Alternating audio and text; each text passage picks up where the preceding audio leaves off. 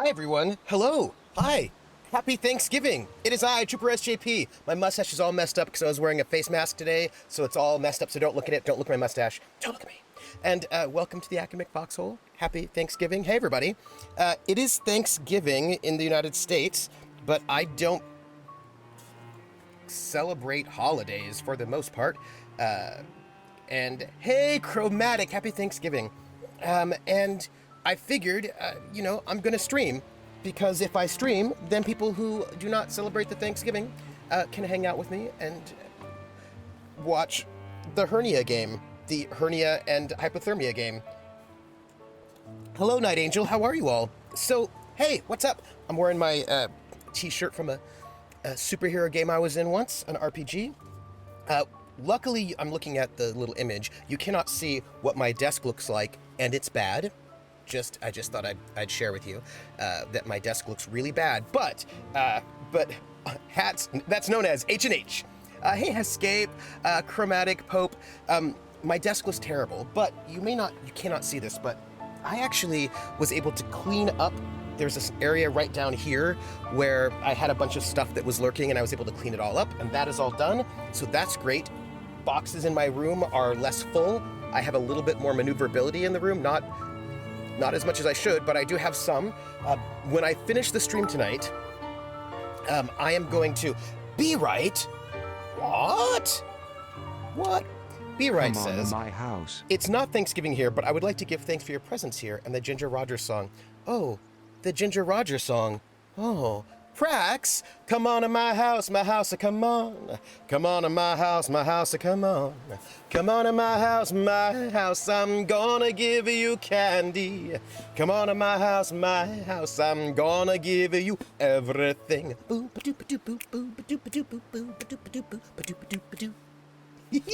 Thank you for that, host.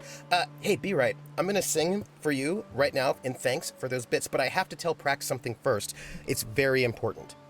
Prax, I did a thing the other day, and I feel like you should know about it for various reasons that are important. So this thing happened yesterday where I was like, oh, I went to have dinner with April, who is a streamer with us, and she was like, "Where do you want to go?" I was like, "I don't know. Good Italian would be nice, but whatever." So we went down to Ponce Market, but they were closed, and so she's like, "I know an Italian place. We're gonna go to this Italian place," and I said, "Okay." So we went to this Italian place, and the Italian place was called Noni's, and when we went in, and sat down at the Italian place, in this room. Along the wall were like dozens and dozens of framed photographs of people's grandmothers. And it made me think about you, not because you're a grandmother, because you're not, but because you have some amazing, great grandmother NPCs in your games. And it made me think of you. I was like, I don't know if Prax knows this restaurant, but this is definitely a Prax restaurant. And I just wanted to share that with you. Oh, Prax knows it. See, Prax already knows this restaurant. So anyway, there are all these grandmothers there in the restaurant, and that made me happy. It made me think about you. So I just wanted to sort of give that love for that moment. And so I was also thinking about there was something else that all those grandmothers made me think about. Oh no, it had nothing to do with that. It was the lasagna. So I went and had lasagna there because I almost always get lasagna whenever I go to an Italian restaurant, because I generally do not make lasagna myself, and I'm excited by lasagna. Brack says it's one of the 3 experimental Italian places in the ATL. And I went and I got the lasagna, and it was so surprising to me because the lasagna ended up being the kind of lasagna you get in Germany or Italy more than the kind of a lasagna you get like in Italian American places in the U.S. I like both styles of lasagna, but I was like, oh, look at this. It's like the kind of lasagna you get in Germany and Italy. Oh, that's nice. And then I ate it, and it was lovely. And I just wanted to share that. I have no idea what lasagna is like in the UK or other parts of Europe, because I've only had lasagna in Italy and also Germany. So I cannot say what lasagna is like in other places. Embargoing! I'm about to go and sing We're in the Money. as sung by Ginger Rogers, so I'm going to be singing it in Pig Latin, because that is how she sang it in the film Gold Diggers of 1933. And that's by the way, if you've never seen Gold Diggers of 1933, Ruby Keeler, Dick Powell, go and see it. I'm sure you can find it on YouTube, perhaps. So, some earwigs for you all, courtesy of Be Right UK, giving thanks in this season. Airway and hey, the anime. Airway and hey, the anime. Way at Gaily, at way of way at way at way, to Tate Gaily on way. Airway and hey, the anime. The ice skates are on, he say. Oh man, the aviation pray, ooh, you're away, ooh, through you, what's the unway on ray. You ever need eat ray at Leonsley, of way at Brionsley, ooh, tay day. And we see the and Lord will look left, the eye, get right in the eye. We're in the money, we're in the money. We've got a lot of what it takes to get along. Y'all, I have to tell you something. I actually don't have to tell you, but I want to tell you. I don't need to tell you, but I want to tell you. It's a thing. It's a thing I have to tell you. I'm drinking water, but I also have a Dr. Pepper. Look, I need to talk to you about something. We're going to be playing, The Long Dark. So, on Tuesday, which was 2 days ago, I went and I did a guest lecture over at Agnes Scott in their History of Jazz class, and I was doing my guest lecture on smooth jazz, right? Sort of looking at the beginning of smooth jazz, in the middle of the 70s, and up to, sort of high point, or that moment, in the early 90s, mid 90s. And so we're talking about smooth jazz, also Quiet Storm. I'm going to open up my Dr. Pepper right now, so in case you want to know. And I was teaching on it. And one of the things that you get a lot of in smooth jazz, besides instrumentals, but you get a lot of singers, And I had a bunch of singers on the playlist. I had Al Jarreau, right? Who everyone's definitely jazz singer. Nancy Wilson, everyone says the jazz singer. I had Sade, people call smooth jazz. I also had Anita Baker on there and Luther Vandross, and because all those people are all sort of played in that same radio format. And I remember there was this question well, wait, also Just the Two of Us, right, by Grover Washington Jr., which had Bill Withers singing, and people were like, well, but I just thought that Anita Baker was just an R&B singer, not a jazz singer, which then gets the question, which makes me think, okay, well then what's the difference between what makes a person a jazz singer versus some other kind of singer?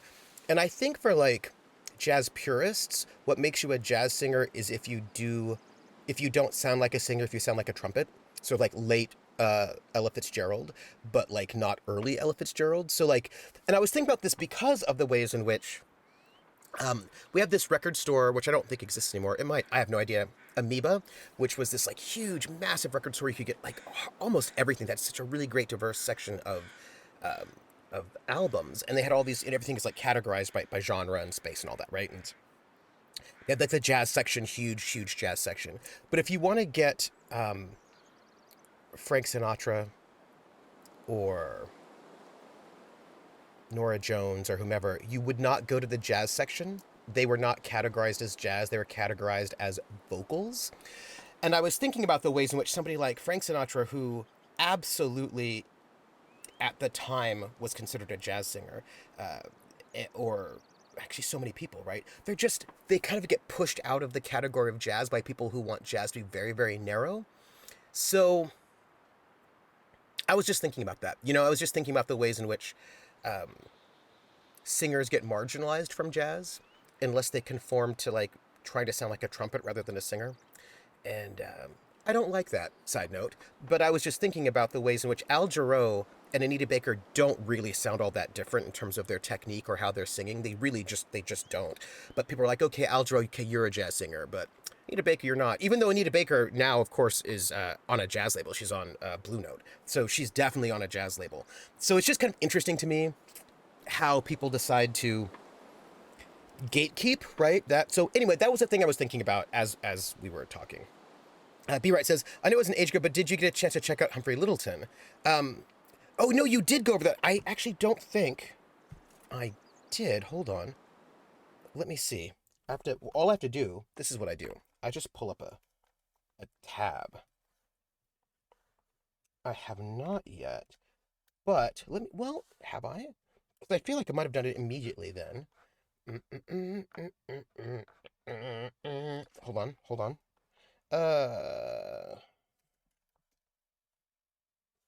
No, that's, what do we got here? Oh, yeah. The Jazz Rail Opus. Oh, that's from 1955. So I'm gonna have to pull that up. Let's see. What else do we have here?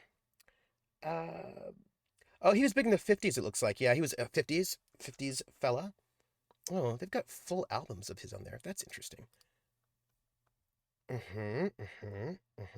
Well, right now,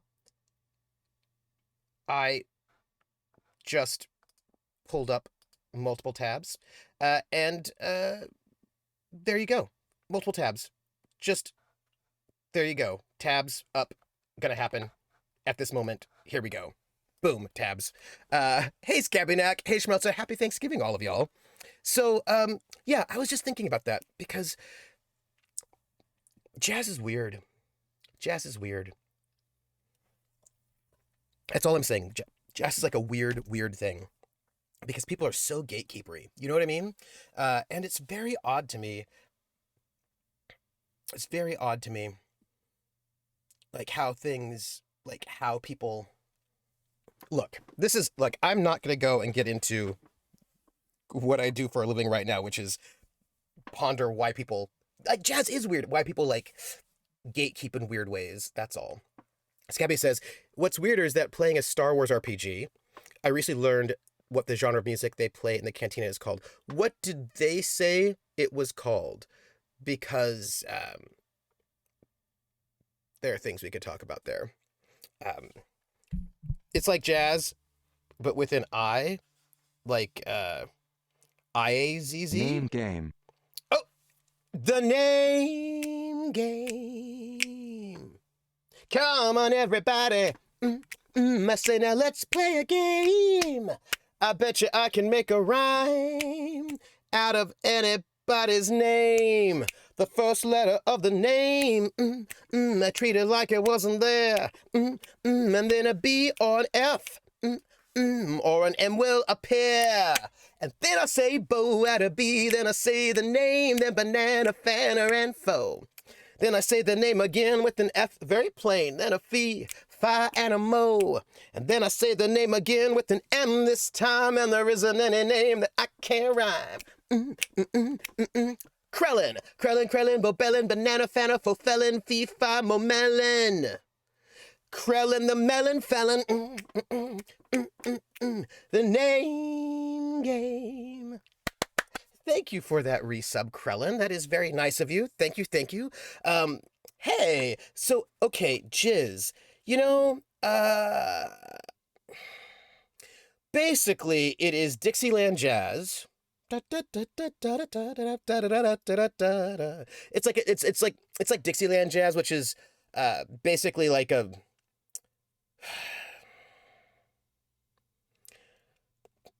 sorry. I was just gonna tell you what Dixieland Jazz is, but like I have multiple thoughts about it. Technically today I'm a lemon felon because I stole lemon pie from Thanksgiving dinner. Nice. You know what? I should have a lemon pie. So Dixieland Jazz, people are going to say, oh, Dixieland Jazz is like the jazz they did in New Orleans in the 1920s, but that's actually what we just call that New Orleans jazz. Dixieland Jazz was actually a kind of a revival of New Orleans jazz that happened like in the 50s and 60s, and it was kind of like a pushback against modern jazz at the time, except that it still kind of uses Name game. I heard that. It still kind of uses a 1950s bebop performance styling in certain ways. It's sort of like, anyway, it's kind of a weird nostalgia thing, and it's sort of what you see. Anyway, my point is, the name game. Come on, everybody. I say now let's play a game. I bet you I can make a rhyme out of anybody's name. The first letter of the name, I treat it like it wasn't there. And then a B or an F, or an M will appear. And then I say Bo at a B, then I say the name, then banana, fanner, and foe. Then I say the name again with an F, very plain, then a fee, fi, and a mo. And then I say the name again with an M this time, and there isn't a name that I can't rhyme. Frithio, Frithio, banana, fanner, Frithio, fee, fi, mama, Frithio. Frithio, the name game. Frithio, you have just reminded me that I need to return an email. And I need to write this down, that I do need to return this email. Where am I going to write it down? I need to open up one of my programs that reminds me of the things that I need to do, of which I have many. Which one? Because I need to do a thing. Here we go. This one here.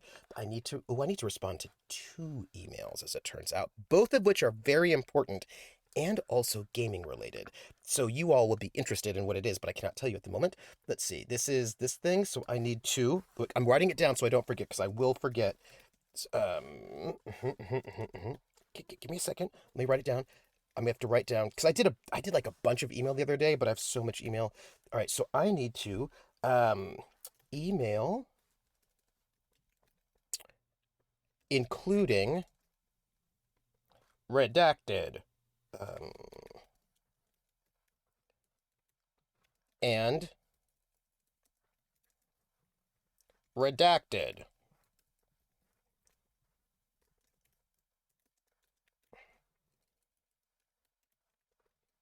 Exclamation point, 3 of them. Yes. Okay. There. Did it. It is now on my. It's there. I've put it there. It's on my list. So that once I finish the stream today, I will.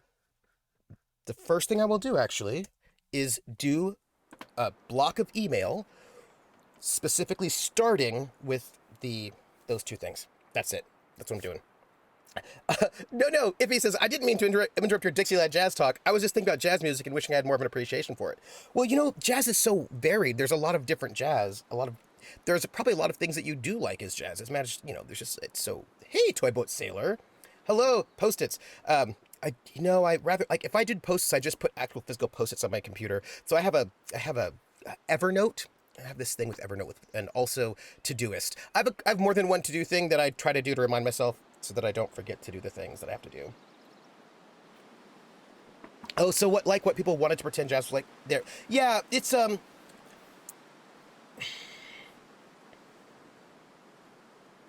there's some stuff going on with jazz, like different slices of jazz that's kind of complicated, which I will tell you about in a second. Annie Geek says, I didn't expect you to be on tonight. Did you have a good meal times? Oh, I haven't really eaten much of imports today. Like I had some donuts, I had a donut, and I had some like leftover Indian food, and I probably am going to,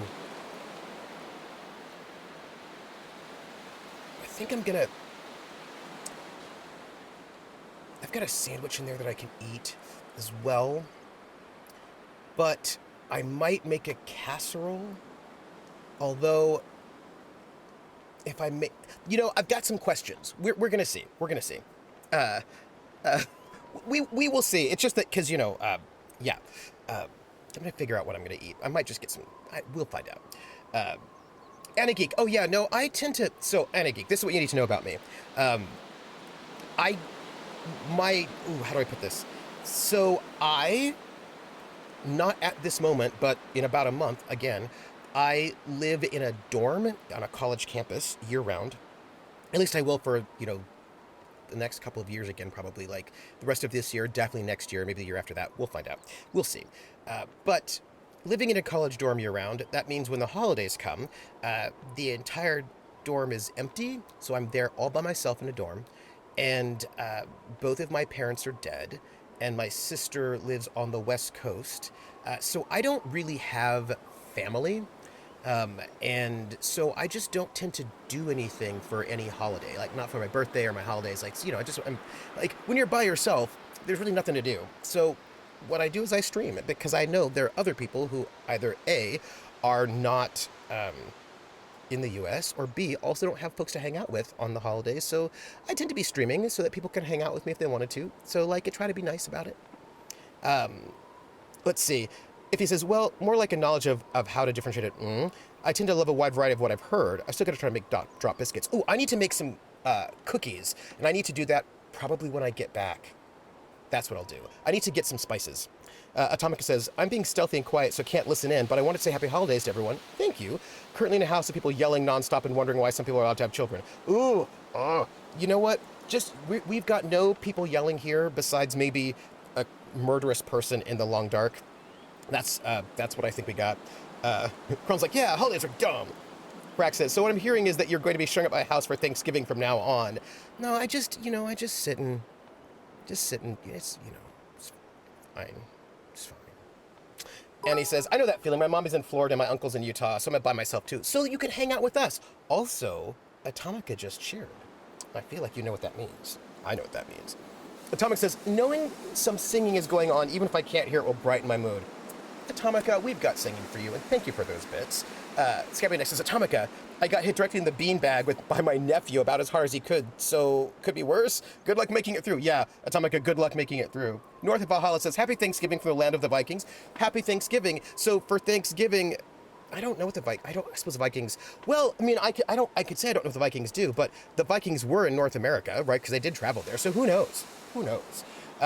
Go check your food. Toyboat says, I mean, we're going to start admonishing you for carrying too much stuff, but I wouldn't qualify that as yelling. Well, that's fair, but I'm not carrying a lot of stuff right now. Right now, I'm super unencumbered for the moment, but let's see if we can get that encumbrance happening, is all I'm saying.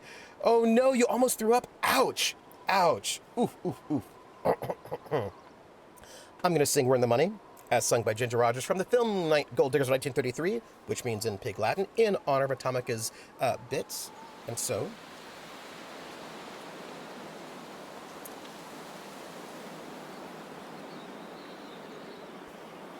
I just want to find out if I want to sing it in a weird way. You know what I mean? No. Maybe. No. Yes. No. Airway and hey, the honey man. Airway and hey, the honey man. Way out, gaily out, way up, way up, way out, way to utet, gaily on way. Airway and hey, the honey man. Hey, the ice skates are honey say. Old man, the idiot, and pray, we are who there you was stand long ray. You ever need bread, Leon slay, elf, way at Brian slay, utet day. And we see the end, the order look let the eye right in the eye. We're in the money, we're in the money. We've got a lot of what it takes to get along. Thank you for those bits. Prax, I had one more thought about you. I was just thinking about you again, by the way. Just the other day, something showed up on my YouTube feed and I thought about you, and it was the reveal for all the drag queens for Drag Race Italia. Yes, so anyway, there's a Drag Race Italia coming, and all the drag queens were introducing themselves, and I was like, oh, Prax. Not that I think you're a drag queen, I don't, but I was like, I bet that Prax would find this video interesting, and that's what I thought. And then I got distracted and I didn't send you a link. But I was thinking about you. So those are things. So let's find out what happens over here. So we are playing The Long Dark. Are we in episode 4? No, we're in episode 3. We're in episode 3 right now.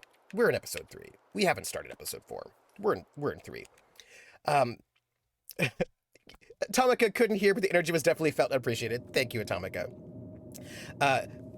Time of Giss says, well, I came in during a highlight. I'm singing. So this is what happens, y'all. We are in episode 3. We started it last session of A Long Dark, right? And we are now playing as Astrid, Mackenzie's estranged wife, who, whines way less. Annie Geek says, okay, back. I got another 30 minutes or so to go. I'm having bacon-wrapped pork tenderloin. Ooh, and roasted potatoes with corn. Ooh, that sounds really good. Wasn't episode 2 the bear cave, the stuff that the kids... No. So no, Krellin, there are chapters. It turns out there are chapters in each episode, and the bear cave was one of the chapters in episode 2. Yes. So the stuff after the cave was like chapter something in episode 2, so we're now in like chapter 1 of episode 3. That's what I figured out. I was like, what's going on? Annie Geek, that sounds really, really good, and I also want your food now. Of course you whines less. You aren't making her carry... 10,000 pounds of stuff you don't need. That's probably true. But like, she had a broken ankle and she was like, soldiering through. Let's see. Right now she's carrying only 11.5 kilograms out of her 30. So like, she seems to be doing well. So we, coming over, you got plenty. I need to, you know what? We're going to work it out. It's going to be fine. I wonder, I wonder if I should make my casserole today. Well, if I make my casserole, I would eat it today. I would eat it tomorrow. I maybe would have some for breakfast on Saturday, and then I'd be gone Saturday, Sunday, and then Monday, come back Monday afternoon, and then be eat some more Monday. So I could maybe do that. Maybe. Yeah. Seems like a good idea. I'll think about it. We're going to leave the basement. Oh, so this is what happened. So she woke up. She's got a broken ankle. She's in this house with this woman who seems a little intense, a little misery, little Kathy Bates. And this woman is like, I'm going to go off and get food. And you're like, okay, but why are you locking me in this entire place? There's a padlock and I can't get out. And she's like, you're not well. You're injured. I just don't want you to hurt yourself. That's why I'm locking you in. Don't touch my stuff. And I was like, okay, scary. So then she leaves and I'm like, let me go and snoop. And then she's like, hey, I'm sort of stuck in the barn with wolves trying to murder me. So can you come and rescue me? And I was like, yeah, but you locked me. And she's like, there's a key.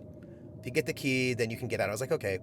And so we hang out in the basement and then we find the dead body of her husband just on a slab, just hanging out under a sheet, which is concerning. But we've got all her stuff and we're going to go and leave.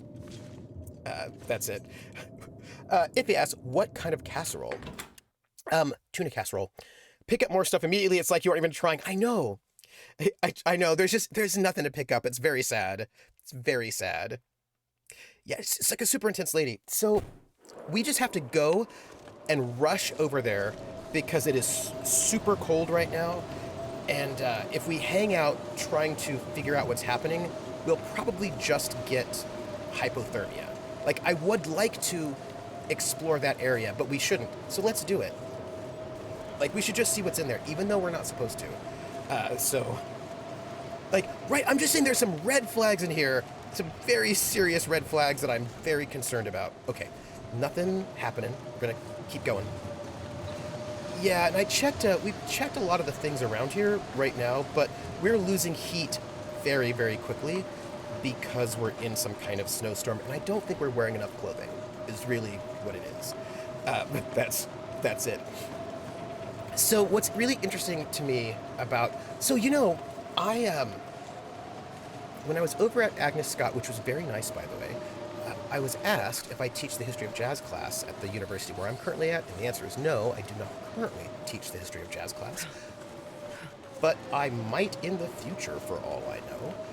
I just do not currently, oh man, I gotta tell you, my heat is dropping quickly, and in a very, I'm not feeling good about this, people. I'm gonna get hypothermia to try to save a killer lady, and it's making me feel uncomfortable. Oh, hey. Okay. Okay.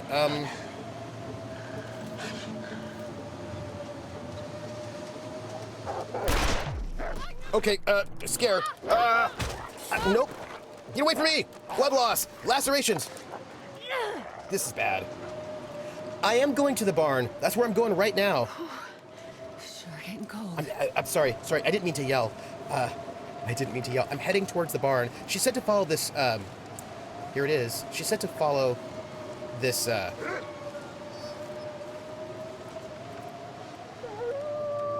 She said to follow this, here we are. I tried to hit the button, it was too fast. Oh, I died from blood loss. We're gonna go again. It's great. Don't worry about it. It's awesome. We're gonna just go. It's just great. Just so you know, it's good. I know they were really fast, those wolves. So we're going. We're gonna have to deal with 2 wolves who are gonna try to attack us. Here we go. Just go. Just whoosh. So yeah, I don't teach the history of jazz at the university where I'm currently at because somebody else teaches it right now. But I actually quite enjoy teaching that class and teaching them this guest lecture on smooth jazz, maybe think about how I would reorganize the history of jazz class if I taught it again, because I haven't taught it in a while. But I think that I think I have an idea of how I would sort of like redo the 70s. And so I hope that one day I get to teach it again, because I do... Yeah, my button mash does need to be faster. I do feel like, so here's the thing about teaching for me, and we have some other teachers in the room, like Prax, who's taught before. I always think of teaching as a bit of a like a social responsibility, as well as like,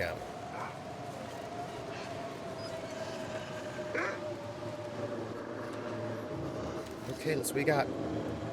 We're gonna aim kind of last minute, is what we're gonna do. And here we go, here we go, here we go, here we go. Nope, not fast enough, not fast enough. Tried. I did try. Oh, take a shot. Oh, hey, they give me the option to take a shot. That's awesome. Which is cool. I didn't know I had that option, but now we do. I need to get gun. Nope, nope. Nope. Here we go. Okay, good. I'm not dead, but I'm not feeling well. So that's great. Can I get in here? Feeling faint. I gotta... Yeah, I know you're not doing well. Like, you've got blood loss, sprained ankle, sprained wrist, you're in pain. Everything is bad right now. I'm gonna just see if I can... And it's we have painkillers. That's what we got. It's not good. The cold is making my head feel thick. Look, I know. Yeah. You have all the time in the world on her on her Majesty's Secret Service. Yeah. We're gonna just take some pills. Oh, so cold. I know you're cold. That's why we're... Oh, you're... Okay, that's why you're in... Okay, that's great. Awesome. We're gonna have to, we're gonna get into the barn. Damn it. Oh no, there's another one. Look, I know.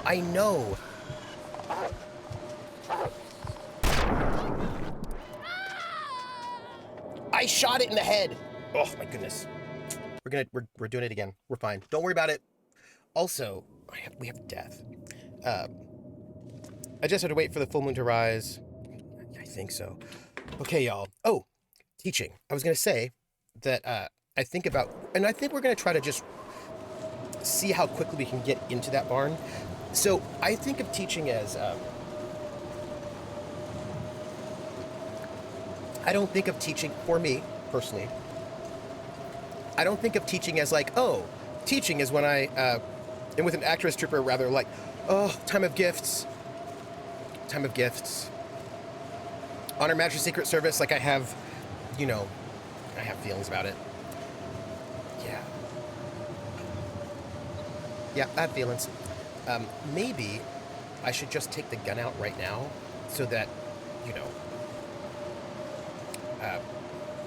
I have bullets in case I need it. Yeah, getting the gun ready. Okay, so I don't think of teaching as being like, oh, it is my job to give people information. Like, that's not what I think of teaching is. I mean, like, that's part of it, right? But it's not the only part of it for me.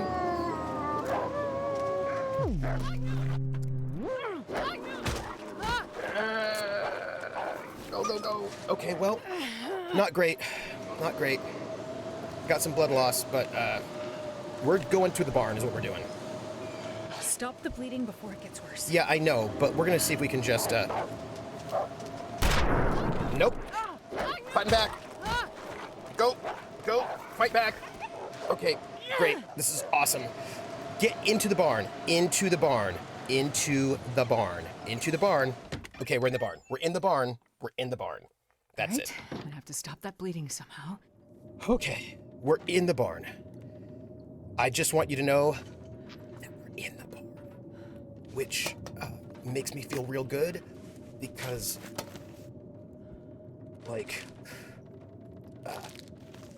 because they're not, they can't kill us when we're in the barn. So And I realize you're chilly. Like, I get it. Like, we're gonna do our best. Oh, my goodness. I do not want to leave the barn house. Not at all. There's a phone here. What's this say? Weekly bingo. Huh.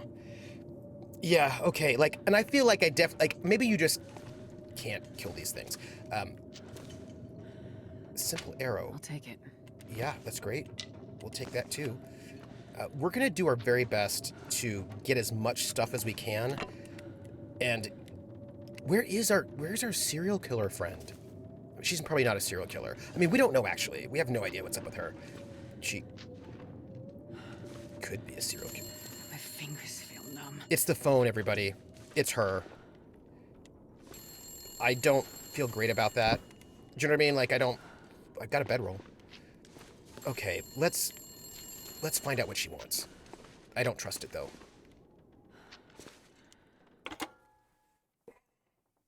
Hello? That you? Yeah. Molly? Yeah. Look, sorry I bailed on you, but I couldn't take a chance and wait. One of those big bastards broke into the barn. And as luck would have it, I'd left my bow in here last summer, completely forgot. Anyways, took care of that son of a bitch. Molly? I was in your basement. Right. So? I found the body. I feel like you shouldn't have said that. Molly, It's her husband. who was it? Just... It's none of your business. Okay. I told you to stay out of my shit. You know, I just kind of feel like sometimes you don't share things. You know what I mean? Looks like the town's not too far from here. If Mackenzie did pass through, he might have ended up there. Okay, we're gonna save. I also, not to be like extra suspicious, I just sort of feel like sometimes you just don't share people who murder people all the information with them. You know what I mean? Like, I just, Right, see, Scabbynack? This is what I'm saying. I want to be in a better position before confronting her about, you know, a body. Yeah, thank you. Like, see, I appreciate what you're all saying. So we have some blood loss. Let's go and fix God, the... I'm gonna bleed out soon. Yeah, we're gonna fix it right now. Right now, we're fixing that blood loss. We're working on it. It's what we're doing right now. Also, we are going to... You've got an infection risk, which we're going to try to fix right there. Because who wants that? Nobody. And then, what else we got? We've got a sprained wrist. We've got some pain. We need some bandages, which we do not currently have. But we can make some. Let us make some bandages. Although... I think before we make the bandages, we should maybe make a fire. I think we should make a fire because we are cold. We have no hatchet. It's fine. Yeah, I'm disinfected. I'm disaffected. I'm not disaffected. I'm just Except weirdly, Scabbynack, we cannot use the... Yeah, I know. I really would like to climb up there, but we can't. We're gonna just, we're gonna do our best. And by that, I mean... We're gonna see what we can see. We're gonna see what is around here. Like, maybe, I know that there are... Oof. Like, by the way, I found the body you have hidden in your basement, so what that's about? Why would you share that with somebody that probably put that body there in the first place? Like, I would not share that information at this point in time. Like, we do not know each other well enough yet for me to share the dead body information yet. I am somewhat injured. I think far too injured to share dead body information. You know what I mean? Like, I just feel like you gotta be smarter about it. Especially since the woman's like, whatever you do, don't look at my stuff. That kind of, oh, you know, I know that she's injured and she probably wants to, you know, we're gonna just, you know what, we're gonna do it now. We're gonna just make the bandages right now. That's what we're gonna do. Hey, Gondlar, how are you? Yeah, the blood loss affected the judgment. That's probably what it was. And let's We have no more cloth, but we can... We're wearing all of our clothes. Let us fix that sprained ankle. And let's fix our sprained wrist. And I feel good about our life right now. I mean, I don't feel good. There are things I don't feel good about, but... Oh, hey, it looks like they gave us... This seems new. On the left side of our... You know, when we look at our categories, like they've given us information like numb, winded, slaked, peckish. That's really good. That feels good. Also, it's getting dark. And that doesn't feel good to me because I can't see very well what's happening. And I don't like that. And I don't think I have a way to create light. And I feel like that perhaps I should not be here where I am. And I can't see. Well, let's do some matches, I suppose. I'm doing well. Okay, here we are. Let's see. What do we got? Okay, we are up here in this barn. And it does not look... Okay, we're getting cold again. I'm so cold. I'm warming up a bit. Oh, oops. No. It's... Oh. I would like to drop the ladder. Let's see if we can. That would be really great. But know what? Whatever happens right about now, we're going to have to... It does not look like it. We're going to have to start a fire. We're going to have to start a fire right about now. We're gonna do that. Because it apparently is too cold for us. We're just going to... I wish I had like a hatchet. I wish I had all the things, which I do not have. And this makes me sad. Just... New relationships by today. Caring is not sharing. Right! This is... only tight-lipped around ex-husbands. I'm just like, look, we don't need to antagonize this woman who looks like she killed her ex-husband. Ex because he's dead because she killed him. Do you know what I mean? Like, I just kind of feel like we don't need to do it. So let's, maybe not. Because, you know, I feel like we could have just... And also now, what is she going to do when we see her? Is she going to try to murder us? Like, what is, Let's start a fire. This is us. We're gonna start a fire right about now. Let's start a fire. Great. Here we go. Start this fire. We're starting a fire. And we don't have a hatchet. We don't have anything. We don't have all of the things we need. I'm very sad about this. I just want you to know it. Come on, little fire. Come on. This is Jennifer Hale, who I first got to know when she played, oh, that's great. She might have killed her ex-husband.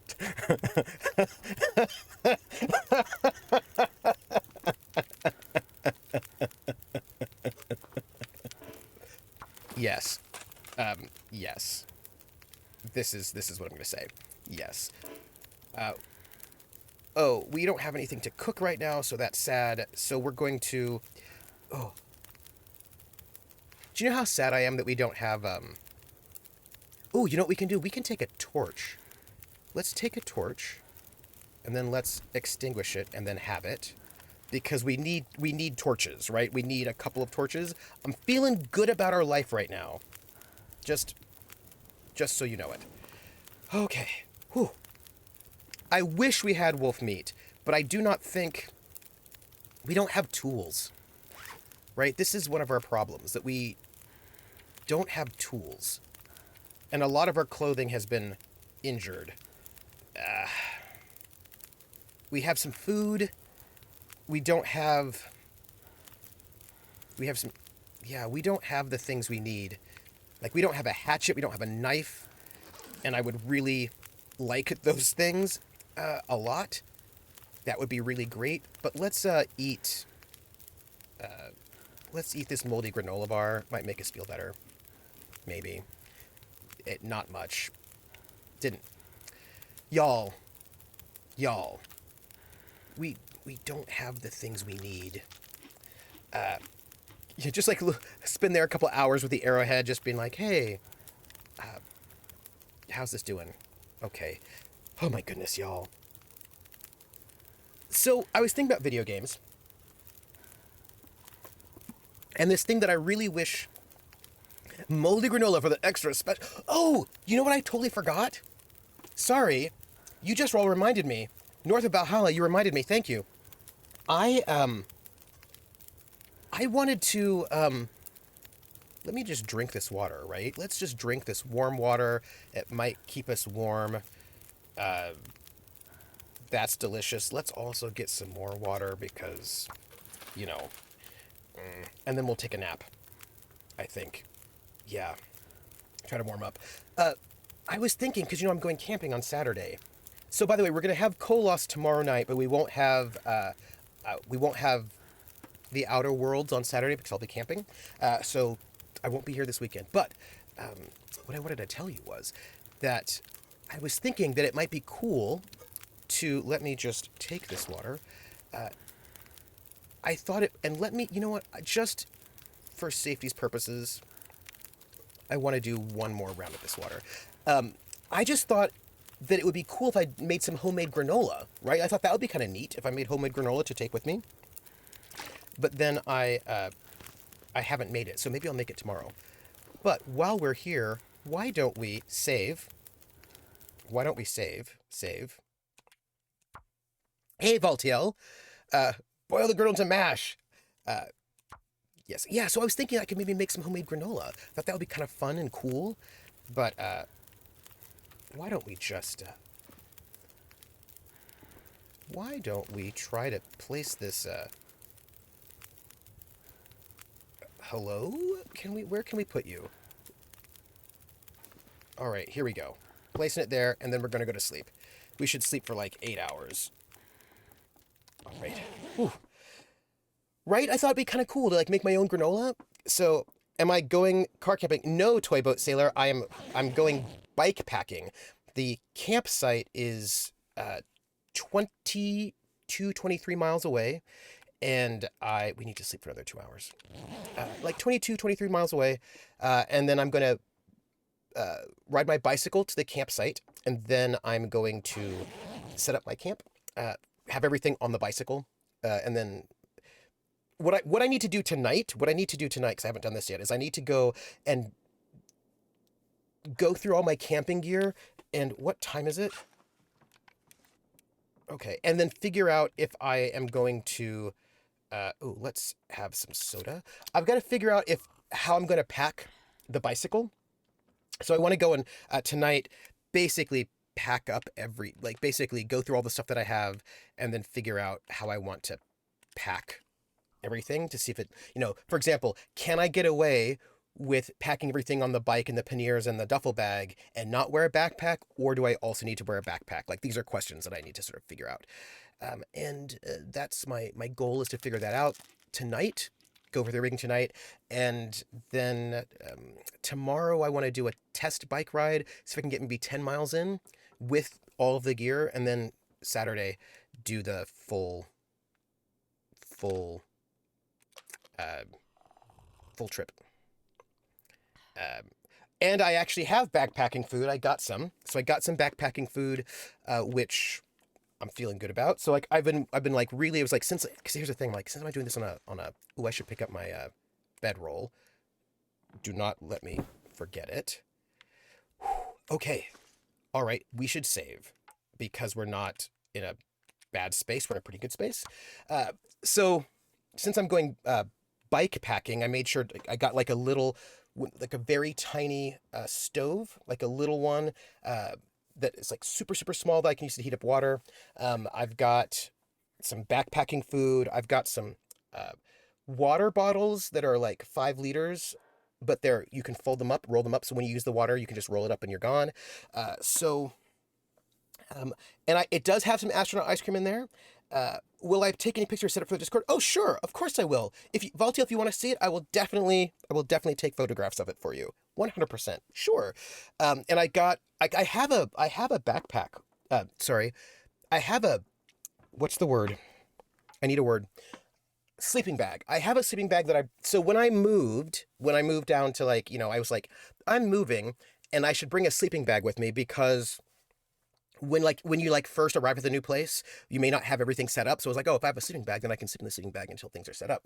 So I have a sleeping bag, but, and it is totally a sleeping bag that I would take with me if I were going camping and I was going with somebody and they were driving, because it's an army sleeping bag, and the army sleeping bag is great. It's like super, super warm. It'll keep you warm in like great weather, but it is very big. Army stuff is big and heavy. Army stuff is big and heavy. And so I got a second sleeping bag that's really, really small. It's like a 3-season sleeping bag that's very light. I'm hoping I can get everything in like a duffel bag. Went to REI and I got this duffel bag that it will fit on the back of the bike and I can just like bungee cord it in. So my plan is to see, like, after the stream tonight, I'm going to go and open up all of my camping gear, lay it out, and figure out the best way to organize it, have it all packed up, and then I will see what's happening. Yeah, the thing about camping... Oh, I can go back to the game now. The thing about camping is that, and this is like a thing I'm going to share with you all, I have never been civilian camping before. I have only been military camping. And that's different. I suppose is what I'd say. Like, it is different. And like, I will just note that there's a lamp here, a lamp here that I cannot use. And I wonder if we're going to go back up there, by the way. So military camping, going into the field, like all of the gear I don't know what they're using now in like 2021, but when I was in, stop it. Sorry, I was just about to say something. No. Look, y'all, I was just about to say something, and I am very distressed about what I was about to say. And I'm going to tell you what I was about to say so that you too may be distressed. I was going to say, let me finish the statement that I did not finish. It was this. So I've never been civilian camping. I've been military camping. And then I said, and I was going to say we used, and I was about to describe what the kind of camping gear that we had was. And then I was like, oh, well, but I mean, I wasn't in the military in 2021. I was in the military, and I was about to say 20 years ago. But then I did the math, and I was like, oh, I was in the military in 1990. That is 30 years ago. And now I am scandalized and horrified by the fact that I was in the military 30 years ago, when I feel like I was in the military not 30 years ago. I feel like my time in the military was just like last week. And now I feel old. Cool times. Just sharing. Looks like we cannot use this hay or break down anything because we do not have a hatchet. We are hatchetless, and we cannot, looks like we cannot lower this ladder either. Well, we had to try. The 90s was a decade. Great, thank you. The 90s was a decade ago. I'm feeling good. Merry Feast Day, Volnars. So, I do not know if in 2021 the military has different equipment, but when I was in the military, like, everything we had was like canvas and heavy. Do you know what I mean? Like, we had, our tents were like, we call them shelter halves. So, one person would carry one half of this tent with stakes and, parts of a pole and some rope. And then another soldier would have the other half of this tent. And then you would build them together. Like, you'd sort of like, I have my half. Hand cart. Hacksaw. Bummer. It looks like we don't have anything else we can do, I think. I just want to give it one more once over in case there's stuff that we can pick up and that we don't want to lose out on. Okay, well, so, we have a flyer we should look at as well. Did you have an assigned partner, or did you go around figuring out which half? All the halves are interchangeable, so like anybody could partner with anybody. Usually you had a battle buddy who was like, you have to look out for them to make sure they're okay, and vice versa. And of course we also had these like huge, massive tents, massive, massive tents that would with metal frames that you would have to climb on top of to actually sort of get them sort of done. And we put our headquarters in there. Sometimes, depending on the kind of field exercise, you might put your stuff in there. So like, depending, we might have cots, very like aluminum, but pretty heavy, these big heavy tents, these small shelter halves, like really heavy sleeping bags, like everything was heavy. And like on MASH, yeah, but bigger actually. Yes. So we had everything was very, very heavy. And then we would go in the field and we do our stuff. And I'm like, you know what though? My sense is like civilians today, like none of their stuff is heavy. Like their tent is like I was doing research on like bike packing gear. Like, what's the best tent for a bike packer? What's the best sleeping bag for a bike packer? All that kind of stuff, right? And they're like, this tent weighs 0.1 ounce. So it's kind of heavy. I was like, what is happening? Like, why are your tents all like weigh less than a can of soda? This is amazing. So anyway, I was very impressed by the fact that like a lot of camping gear nowadays is like seriously, like this is like a 12 fluid ounces. And most of the stuff that I saw that I was looking at, like sleeping bags and tents, like way less than a can of soda. How is that for amazing? Right? Yeah. And if he's like kind of bulky and very sturdy. Very, very sturdy. So Molly, years working on a farm in a remote corner of the Great Bear Island have left their mark on Molly. She's plain-spoken, often blunt. She sees the world for what it is. There are no illusions inhabiting Molly's life, and she likes it that way. Other than the farm and regular subsistence hunting, simple pleasures, tea and the wanderings of her own imagination keep Molly occupied. And also the murder, I think. I feel like we're not going to mention that. Cool. Awesome. People, places, things, clothing, bedrolls, bandages, rose hips, birch bark. Cool, cool, cool. Revolver, powerful defensive weapons not efficient to use in hunting. You can quickly fire from the hip or aim down the sights to take a more accurate shot. Revolvers can also be used during wolf struggles, where you'll have a chance to fire off a shot to wound or kill the predator. Oh, so that revolver will be helpful if we might get a chance to attack the wolf with the revolver while we are being mauled by it. So cool. Fire, melting snow, sprinting. Oh, I forgot that I could sprint. Okay. Knowledge, great. Collections, we've got this basement key, and we have this community hall flyer. Weekly bingo, nothing really interesting there, and general notes. Hey, wait a minute. Y'all, I have a question. Do you see that general notes? Can we like... Oh, wait, look at that. We could theoretically take notes. I'm not using a keyboard, though, but that's good to know. This is good to know. Let's be here for a moment. Current mission. Trauma. Find someone who can help guide you out of Pleasant Valley. So it sounds to me like we're not going back to Molly's house is what it sounds like. Come over here for a moment because I want to see what you all said. And I realized that I need to like stretch out my chat window so I can see everything you all say. Hello. Nice. Okay. Yes. Yeah, you can totally save money by not going with the super lightest, yeah. Scabby Neck says, I like that joke about ultralight hikers needing to calm down. My toddler's doing this hike with one shoe. You probably don't need a 3-gram saw. Tobit says, ultralight backpacking has been popular for a while now, and it's very much affected trends in gear. Oh, that's really interesting. What have you noticed? Because Toy Boat, I know that you are a great hiker, and like you've been doing you're a great outdoors person. You've been doing a lot of cool stuff. And so anything that you want to tell me, I'm really excited to hear. Gonlar says, oh, Trooper, I just remembered you were interested when I mentioned my master's thesis a while back. Yes, and figured you might be interested in an update. The thesis is completed successfully, and you'll be starting as a PhD student next Wednesday. Gonlar! Huzzah! Congratulations! Getting your master's thesis done is work. Thank you. That is amazing. Congratulations. Thank you for telling me.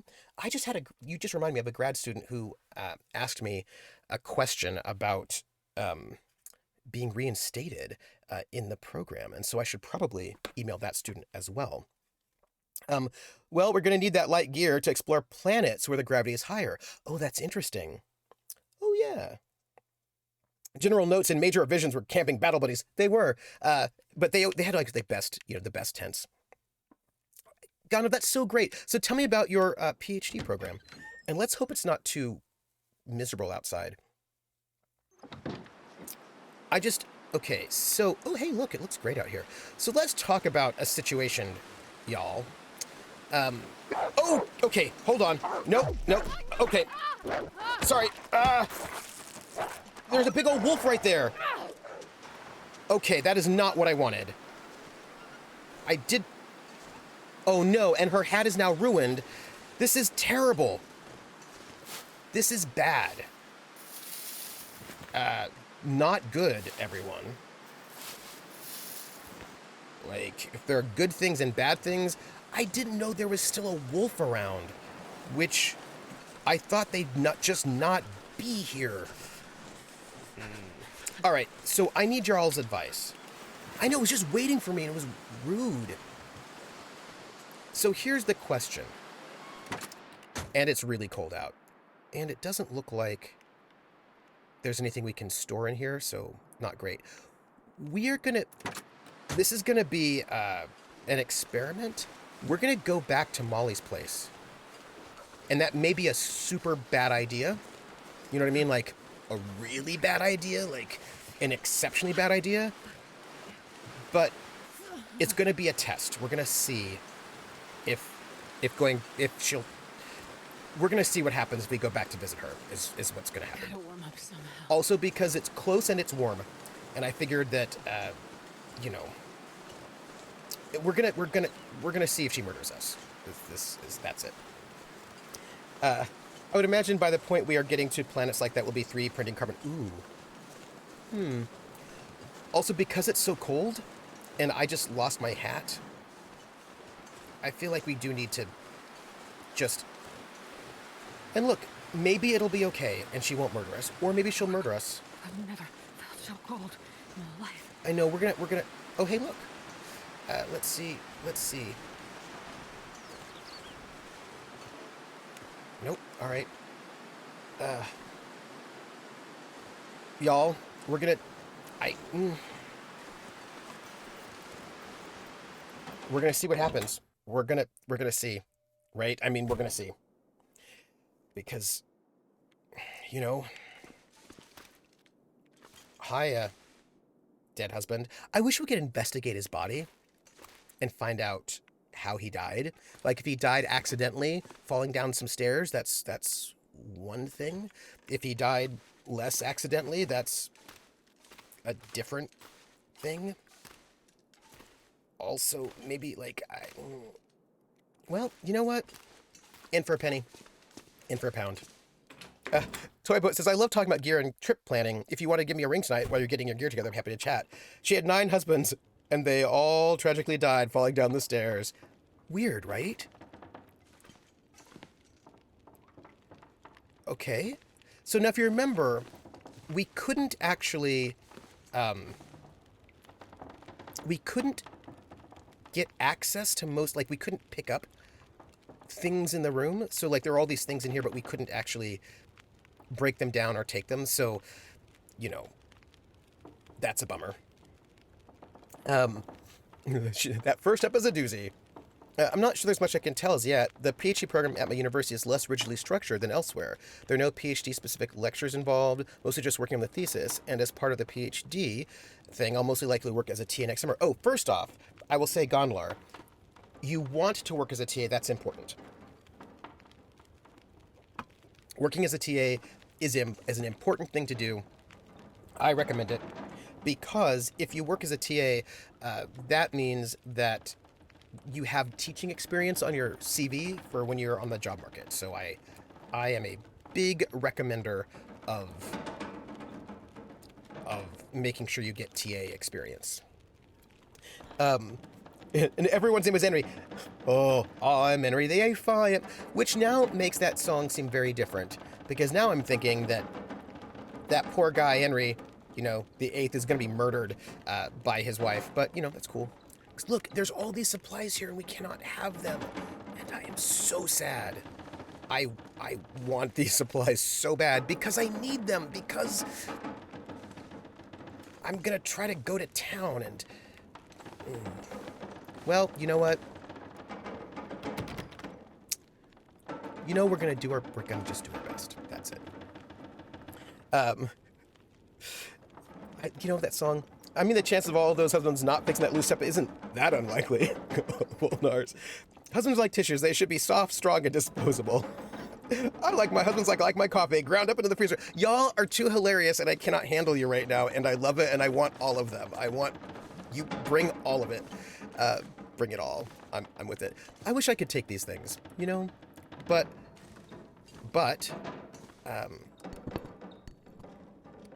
ooh. Oh man, look at that. 2 of our clothes are completely ruined, which means there's nothing we can do about them forever again. But I just had an idea. We can break them down and maybe use them to heal our other clothes. So let's do that while we are here. Because it's, you know, it's the best we can do. Wait. Oh man. It's not good, folks. We need clothes. But we don't have them. If her husband says something in that tundra and there's no one to hear it, is he still wrong? Oh, so, harvesting. Sad times, people. But we are going to save our clothing. This is what, 47, 36, 85. This is a 2, so we're going to fix that. Oh, man. Do we have a sewing kit? Actions. Repair. Doing our best. Okay. All right, what's our least healthy? There's a 36 there. That's a 35, but we have 2 pairs of shoes. So let's go with, oh man. Okay. Here. Oops, nope. Where? Repair. It's again not ideal. Noise is off. Is there a tailor in the house? Okay, so we have no more cloth, and we're radically underdressed for what's going on with us. Like this is not good, just Sharon. But we're not being murdered, so this is it. We're gonna see what we can do. So this is Molly's house. This is Molly's barn, which is probably not where we want to go. But it looks like we want to be able to get across this river. And this is the Pleasant Valley Outbuildings. So I would say we want to hit the Pleasant Valley Outbuildings, even though we don't have a lot of, we're going to get cold real fast. So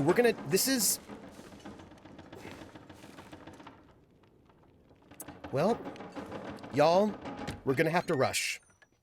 This is it. We're going to just have to rush and see how far we can get before we get hypothermia. Like this is it. This is our life.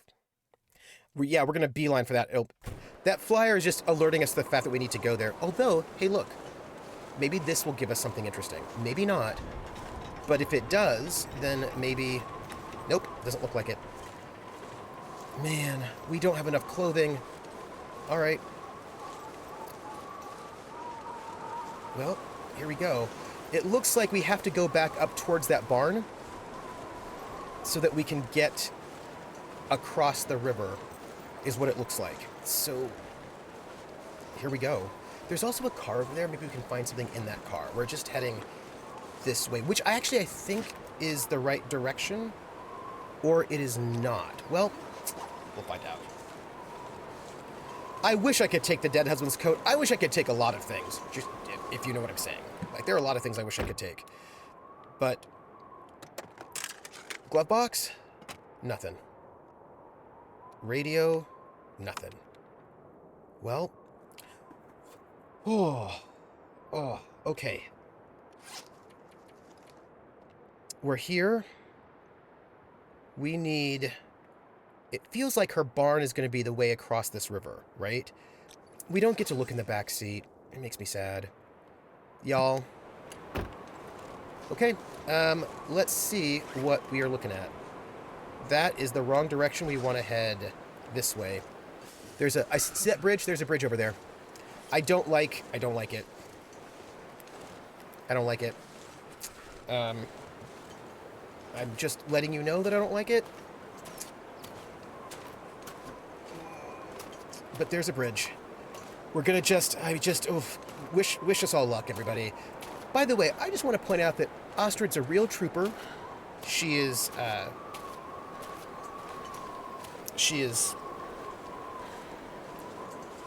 real trooper. She's not complained about.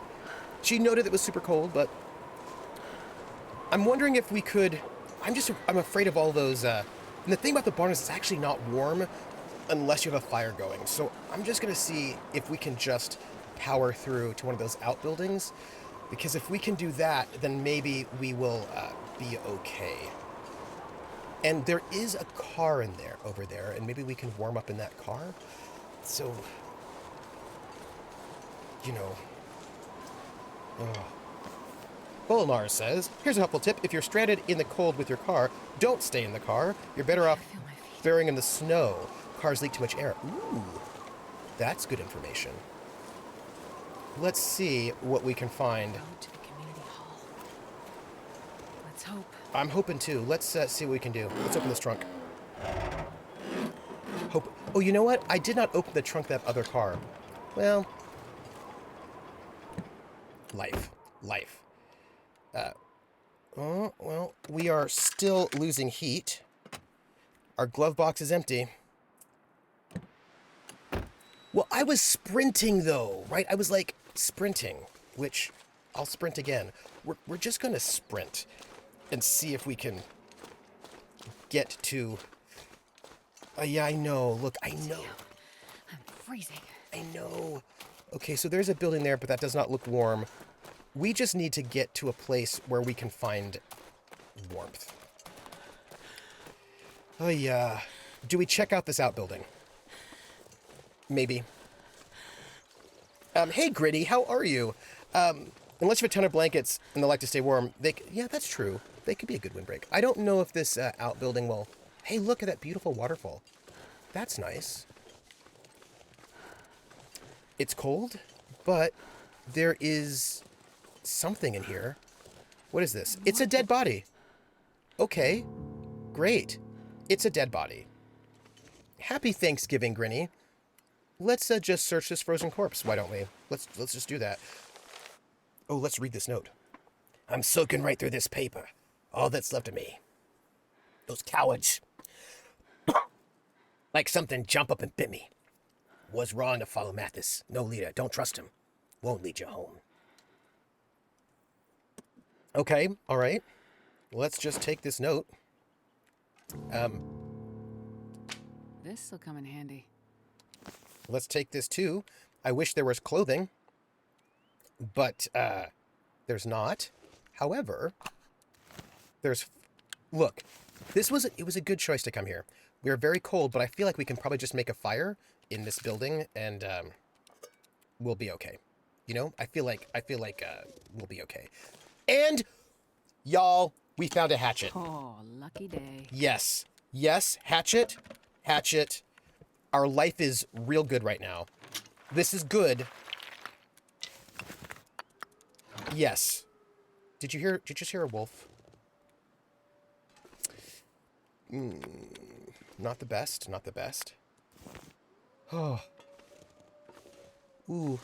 Okay, well, not the greatest. Let's just take these rose hips.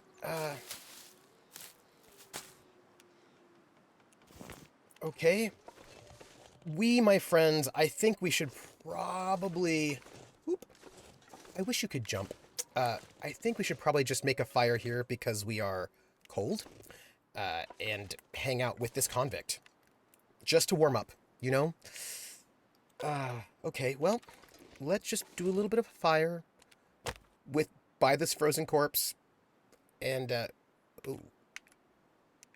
Our chance of success is not so great. Sure, let's do that. Okay. We can share the warmth. Now I just need a husband. That's all. Yeah. Speaking of which, remember I need to email 2 people about secret RPG things. One little fire. And then I need to email this grad student. Oh, okay. And let's add some fuel. Let's add some reclaimed wood. let's do that. Yes, I feel like that's pretty good. And we should probably cook... let's make some water, because water is a good thing. And while we're here, I feel like we should prepare some stuff. We need to prepare those rose hips. Oh, we don't have enough. Great. Not great. That's fine. We'll just cook some water while we're here. It'll be fine. Remember to email people. Thank you. I will. I made a note. Wait, no, we're not marrying her off. It's just that some people like to murder their husbands. You know, it's pretty cool. It's like not a big deal. It's fine. I wouldn't worry about it. Oh, the comfort outside is frightful, but the fire is so delightful. And if you have no place to go, murdering your husband is quite fashionable right now.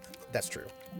And then let's drink our water, which I hope will warm us up some because it's warm. I mean, I hope it will because, right? Like, I feel like that should be a thing. And then let's just take that. All right. How are we doing with water? I feel like we should be able to make things, right? I feel like we should be able to, like, make old man's wound dressings and... Oh, we just don't have enough of anything is apparently what's going on. That's fine. On the plus side, all the things that we learned how to make, she already knows how to make it, so that's pretty good, right? I mean, that's good. I feel good about that. Where there's fire, there's snow. Okay, so we've just crafted some stuff. I don't know what we used actually to craft. What if we used the wrong thing? Sad. I bet we just did, and now I'm sad about it. Well, all right. We're not completely warm, but we'll just add a little bit of fur. There was I noticed outside there were more of these rose hips, so I feel like we grab those, and we hang out here, and it is really cold out. Now, actually, the question is, I don't know if it's really cold out or if we are underdressed. These are not things I know the answer to. But I wish that our heat would warm up faster, right? That's oof. Well, you know, it could always be both. We could both be undernourished and also... Yeah. So, while we're here, let's see. Is there anything we can do? Let's prepare some rose hips. And while that's happening, I wish that we would warm up more. Warm up faster, but I just think it's really cold out, you know? So, sad times. Let us cook some rose hips. We won't drink it, but we'll cook it, and I feel like just think, somebody will come back and be a menace. I hope we'll be a menace to that wolf. That wolf was rude. Okay, so we don't have enough food. We are also not warm yet, but, you know. Okay, is no one going to tell me why we're murdering? Okay, no. So we are not murdering our husband. We didn't personally murder our husband. We were hanging out with a woman who saved us, and she murdered her husband kind of a lot. She was like, hey, I did some murder. And you're like, oh, okay. She didn't, like, tell us that she did the murder. But she did. She did the murder. And because we found his body. Wait, why am I not doing well? What's happening with me?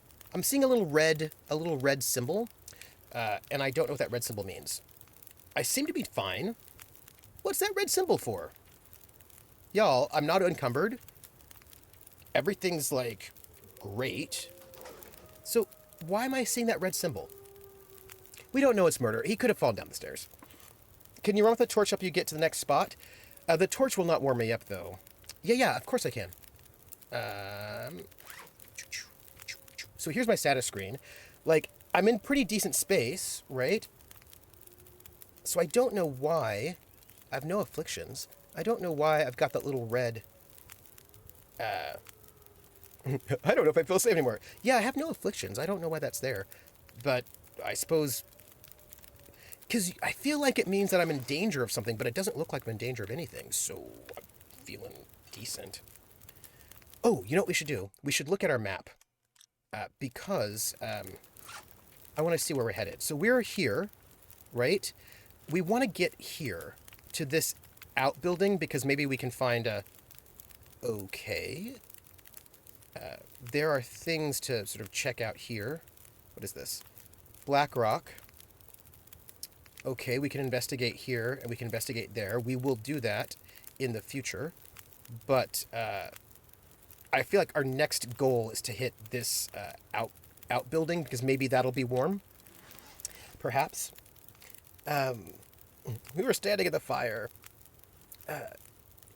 Yeah, the mission is trauma. We have to get into town, because people might be able to help us. Maybe it's a reminder to email Little Red Dot about Kolos tomorrow? Maybe. I thought it was sleep now in the fire, not stand. Hey, Lord Danger, how are you? Oh, that's interesting. Huh. Maybe it was just a leftover. So what we have like a minute and 6. I feel like we should just cook a little bit more water while we're here anyway, just so that we have extra in case, because not having water is bad. So we're gonna just... Since we have the time with the fire, we might as well use it wisely to just, you know, get some water, drink it,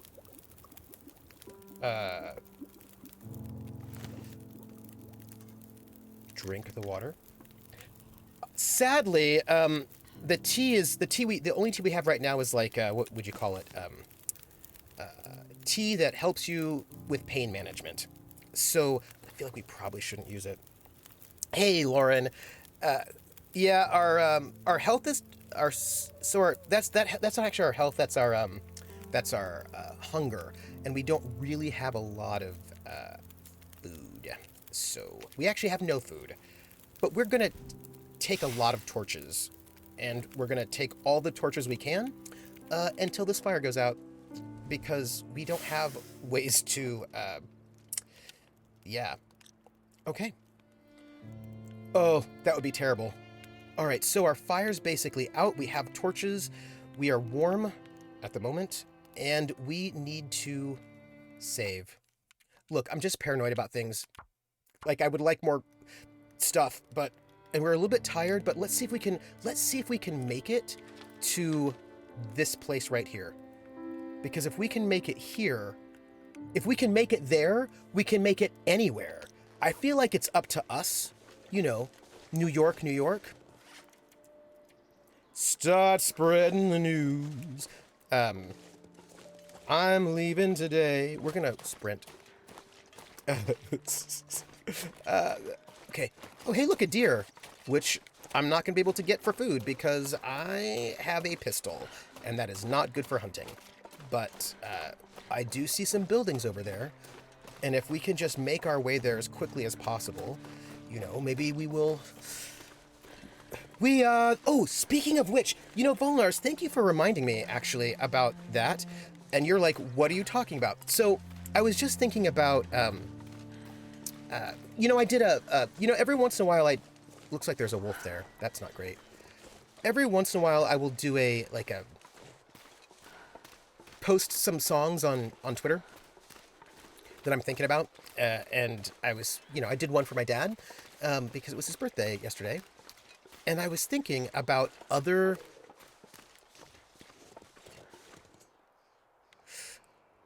sort of songs. I kind of do them like a spur of the moment, like, you know, what am I inspired to do, that kind of thing. And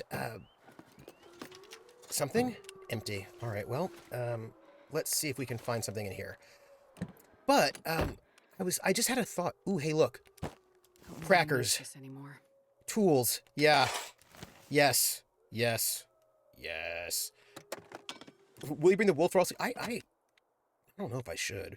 But I was thinking that it would be kind of interesting, because I was just listening to John Cougar Mellencamp, and I was thinking it would be kind of good to maybe do a list of like songs. First off, there are a lot of wolves out here, and that makes me uncomfortable.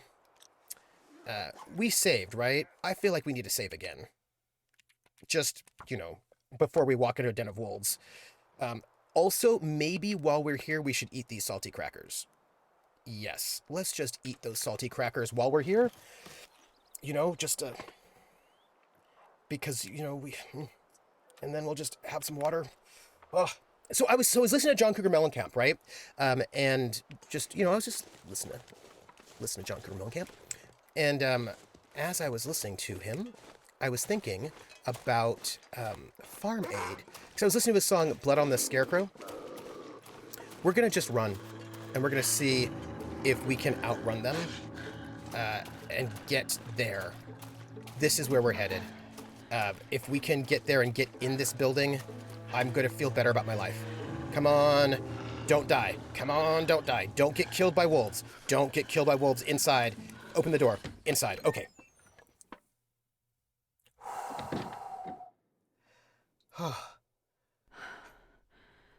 Okay. I realized that I'm nervous because I was about ready to die. We're going to save. Let's see. Okay, confirm. You think they would include an audio cue for when you're taking sustained damage in addition to the symbol? Yeah, although I don't know if I was. It's clear to me. It's Okay. We have to remember they're going to be out there. I know. I don't like it. But here's the thing. Quality tools. Maybe we can find some stuff and... Look, I feel like we are... Look, I'm proud of us. Y'all, we started here injured with nothing, and we have gotten ourselves, we're not dead. We have some stuff now, including some more stuff, and it's going to be okay. I mean, I don't know if that's true, but, I got a hatchet. Look, I feel like it's kind of dark in here, but, it's... Okay. We're taking stuff that's kind of heavy, but, I think we have room. There's a fire barrel, which, we might need to... You know what? Here's the thing. I think we should sleep here tonight. And I say that because I think it's getting kind of dark. Nobody needs Hey! this anymore. Oh my gosh! Food! Oh. You know how this game makes you feel so excited to find a moldy granola bar? I just want to give this game... I want to honor this game for that. I want to celebrate this game for making me feel so excited that I found a moldy granola bar because... nothing. Whew. Okay. It is getting dark. We are going to just see if we can finish searching this place. And once we do, I feel like we should maybe... Well, this stuff will come in handy. Make a fire. Survival bow. Oh, cool. That's great. We did have a bedroll. We got a bedroll, which is good. And it is still... These barns are not warm. Right, we have a... I would like to find out what's upstairs in this very nice, fancy barn. And if the things upstairs are useful, like dog food, which sounds pretty tasty, and also painkillers. Because I feel like painkillers and dog food, that's a too great taste. Ooh! Go! Hey, Volinar, what time zone are you in? I'm just curious. I'm just curious where you're at. But definitely go to sleep. Oh, now I'm thinking about a song. Happy Turkey Day, Courier. Hey, do you know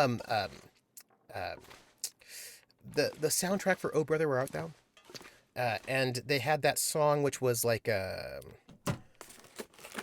Alison Krauss, I think, and maybe Emmylou Harris, and oh gosh, it was when go to sleep a little. They were the Sirens. Go to sleep a little baby. Ooh, fire. Okay, this is all good, everyone. This is all good. I feel really good about stealing people's stuff, although all these people might be dead, so I feel like it's probably okay. Do you remember that song? It's very good. Go to sleep, little baby. I think I can use this. Anyone? Also, I want to know how to learn new things. It would be nice to learn more things. That's someone's regular shopping trip. Yes. All right, so there's a workbench, which we are going to check out after we go around the entire place. It is a little dark.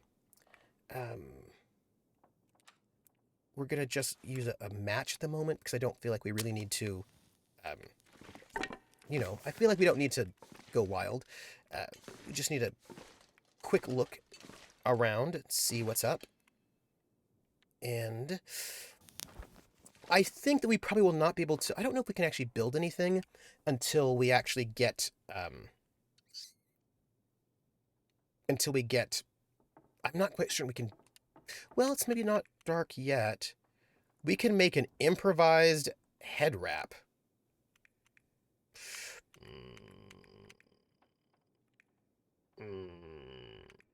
Oh, wow. Well, cool stuff in here. That's kind of exciting. Eastern. Oh, Jonesboro, GA. Nice. Now I need to let myself get... Don't get drowned in the river. Don't do it. Also, you can totally eat dog food. They passed a law after the Depression that had to be controlled by people, because of the Depression. Oh, that's really interesting. So while we're here, why don't we... It does not look like we can make a head wrap. How's our head looks good, so I don't think we need to make a head wrap, but we probably should try and repair some of our clothing so it doesn't get ruined and then we no longer have it forever, right? Anyway, now that Trevor has me wondering what's brewing in their brain behind that question, I'm going to go to bed. Oh, no, because you were going to go to bed, and I was like, oh, it's 8? Oh, you're chilly. I get it. Okay, it's fine. Oh, no, sorry. Let's see if we can repair this, which we can. Yeah. Okay. Look, at the moment, but I was just interested because, I wanted to know, what time zone you were in. I feel like if you were, in Europe. Also, what time do you have to wake up in the morning? These are all questions I wonder. I feel a little... Ooh, okay. We have no more cloth. I feel a little sad about how not well repaired some of our stuff is, but it's the best we got. Oh, you've been since 4 smoking turkey. Nice. Yeah, lay down. All right, here's what's what. We are at this moment. We are going to light a fire, and then we are going to take a nap, go to sleep, I suppose. Oh, we should search this locker first. This'll come in handy. Windbreaker! Everyone! Y'all, it's interesting to me how extraordinarily excited... Why do I have a sprained wrist? Why? Oh, I see. Don't worry about it. We got it covered. I'm really... Didn't we just pick up that windbreaker? Oh, we're wearing it. Oh, we just immediately put it on because we don't have enough clothes. We're not wearing pants. We don't have pants. I wish we had like a 1980s windbreaker, All right, let's start a fire and let's go to sleep.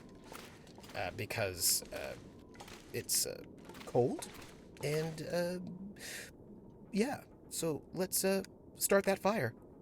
Relight my fire.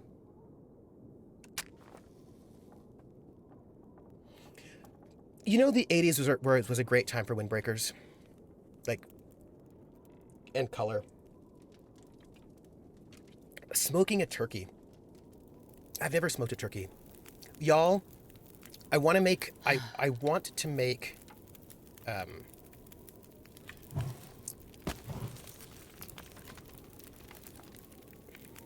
got a lot of torches, which is nice. We have some coal. So let's do that. That'll give us 3 minutes. I think that's not bad. In terms of food, we actually... Ooh, you know what we can do? We can cook. We can cook the dog food. Can't we? Can we? No? Maybe we can't cook the dog food.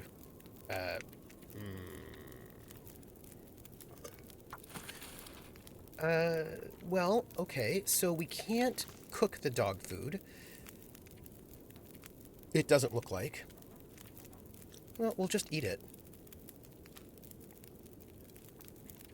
We'll just eat it. Smoked turkey is good. I prefer roast, but the turkey I like most is the one I don't have to cook myself. So smoked it was this year. Hey, I was thinking about how, for me, the best thing about turkey, like the best thing about turkey that I love the most, is the next day when you have it as a sandwich. You know what I mean? Like when you've got that turkey, smoked or roast, whatever turkey, like that turkey that you had for Thanksgiving, and then you go and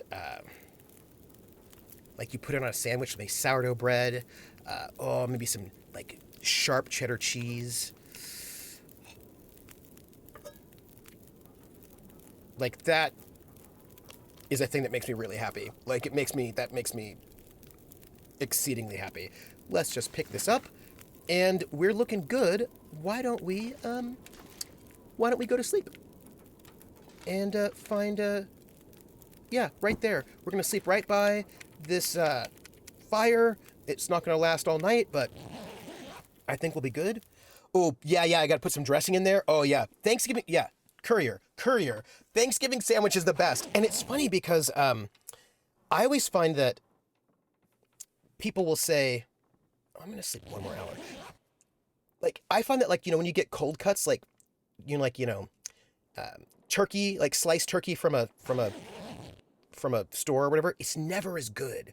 Like I just don't think it tastes as good as like the turkey you get. And let's eat the stale granola bar, give ourselves a little bit of sustenance. It's not a whole lot, but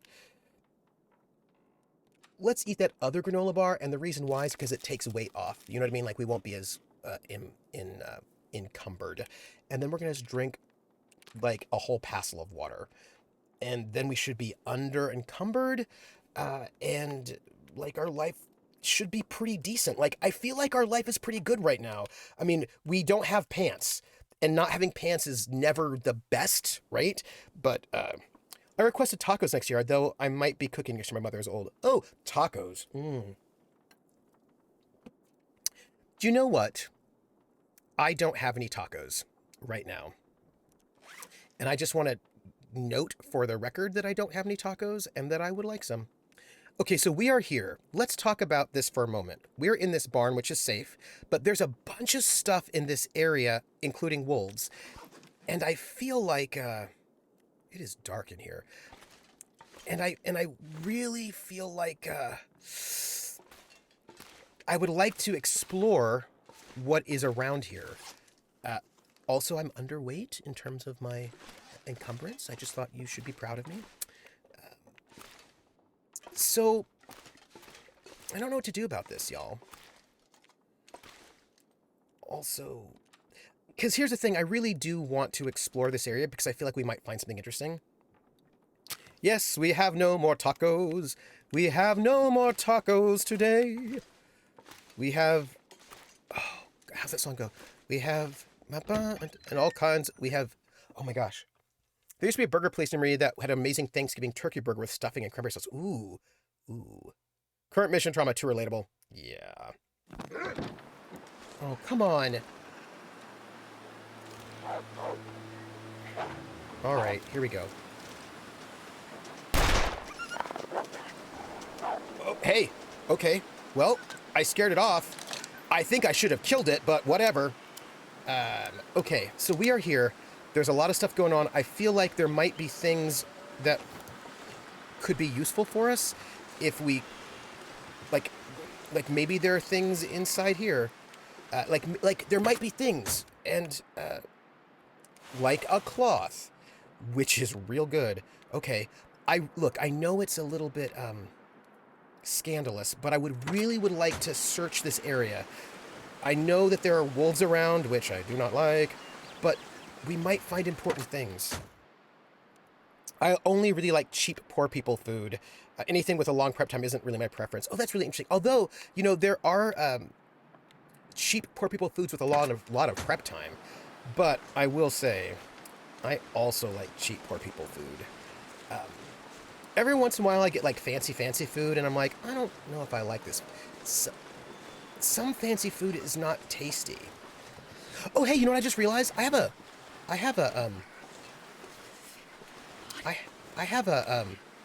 what do you call it? I have a bow. Like, maybe I can shoot these wolves.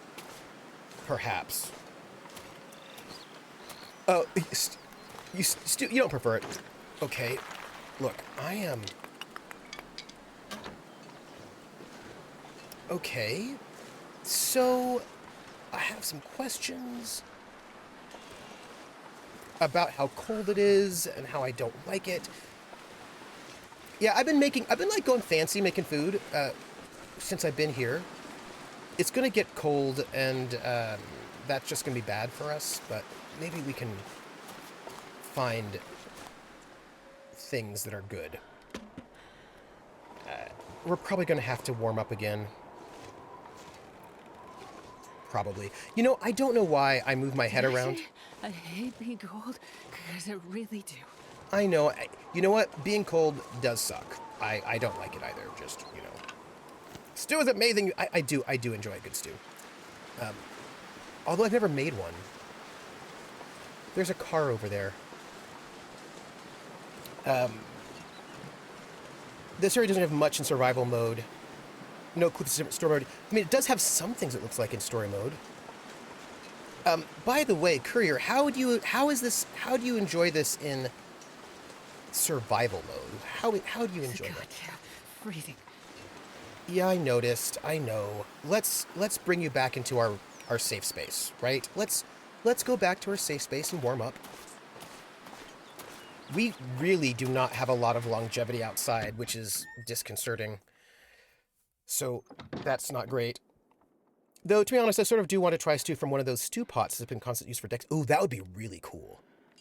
That, I think, would be... I think I'd like to try a stew as well. I think I'd like that. I make a loaded baked potato stew. Ooh, they'll give you clogged arteries in a single sitting. That sounds amazing. Oh, I was talking to Barantor. Barantor reminded me of a thing that I wanted to try. It was like was he talking about casseroles, maybe? Right on. It might have been. Oh. What was he talking about? Oh, goodness gracious. It was like maybe a taco casserole or something, or were we talking casseroles? Do you all remember? Were we talking casseroles?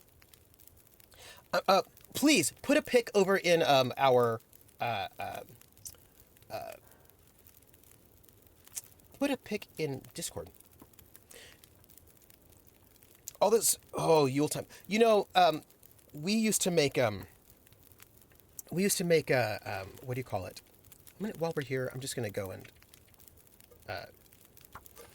cook some water.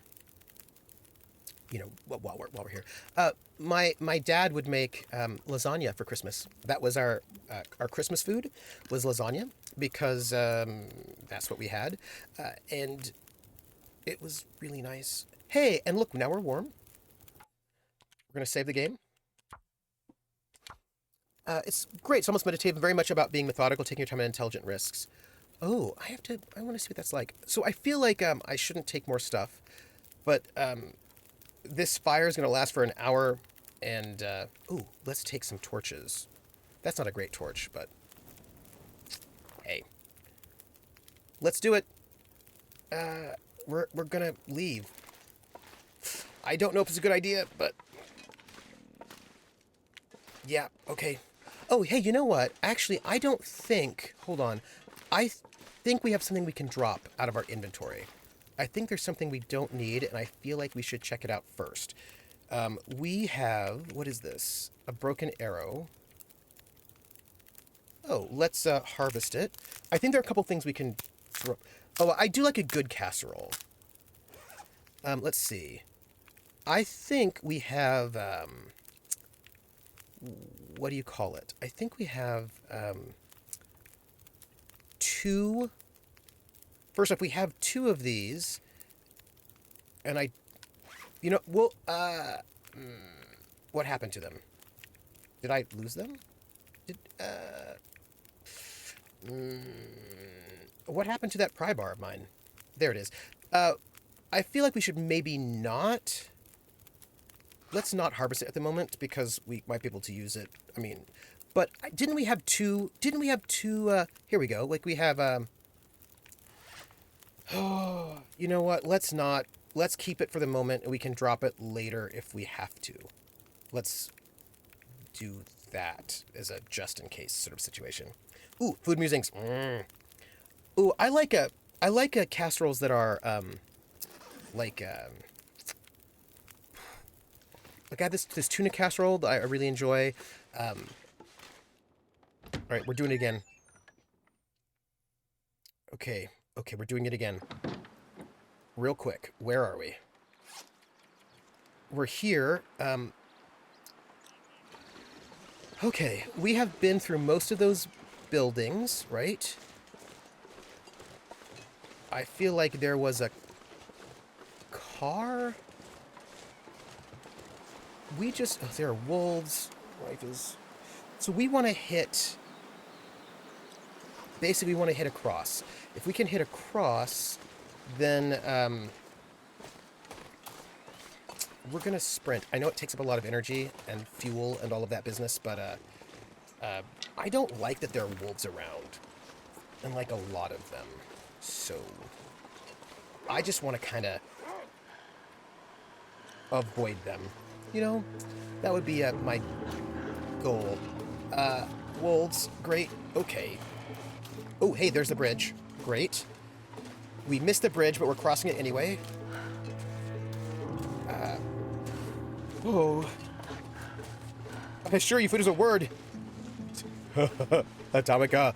Are those wolves still chasing us? I hope not.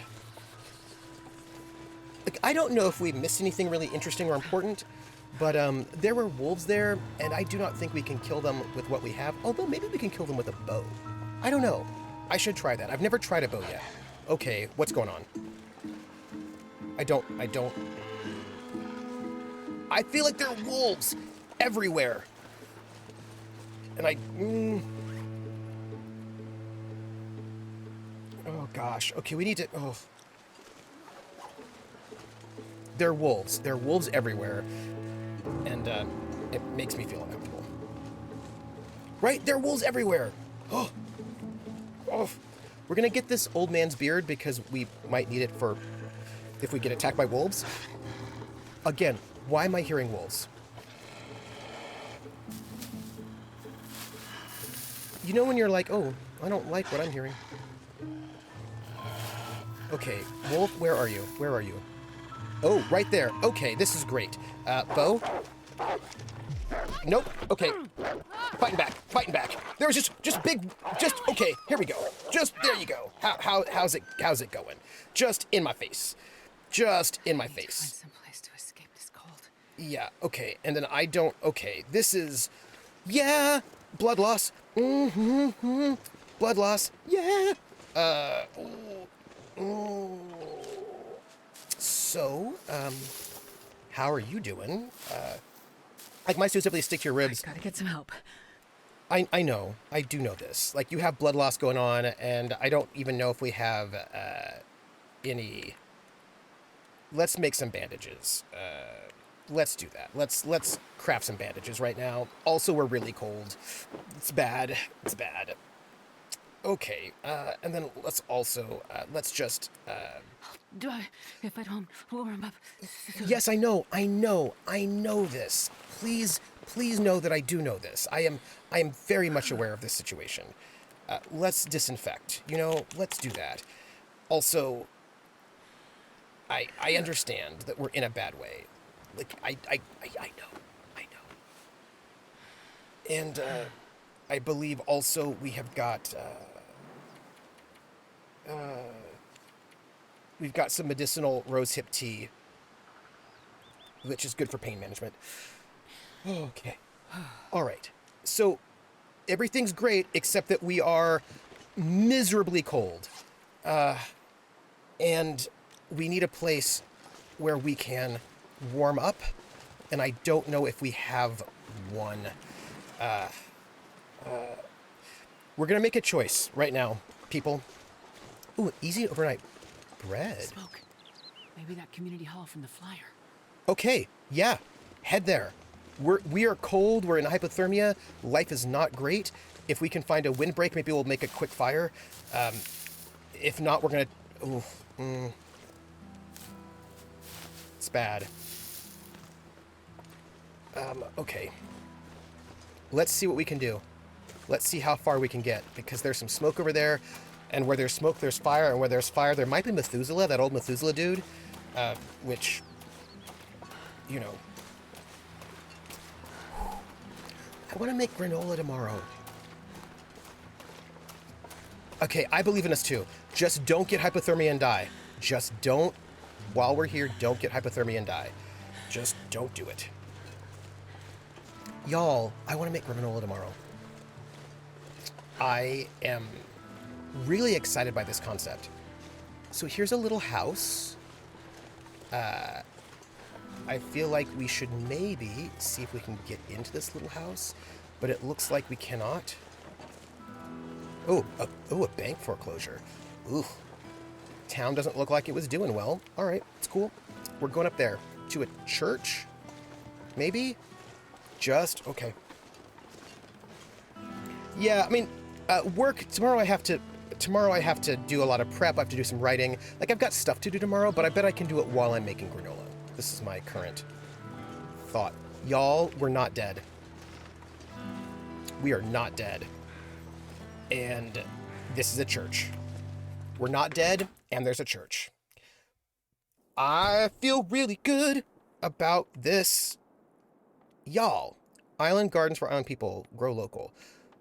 We're in the church. We're not dead. There's a shelf.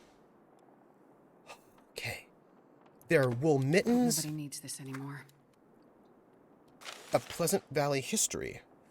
People, I just want you to know that I feel really good about our lives right now. Also, I think I know what I'm going to eat. When I'm done with the stream today, I think I know what I'm going to eat. I have fixings to make breakfast burritos. I'm going to make a breakfast burrito because I was inspired by Krellin talking about tacos. So I'm going to make a breakfast burrito. That's what I'm going to do.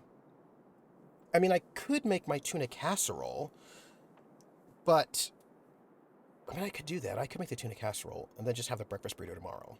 And then I would have multiple meals. Think about it. Tomic says, I was about to make an Always Sunny reference, but I will hold my tongue. Krellin just said something in chat that I need to say out loud. Krellin just said that breakfast burritos are the perfect food, and I am not going to disagree. All I'm going to say is, I love a good breakfast burrito.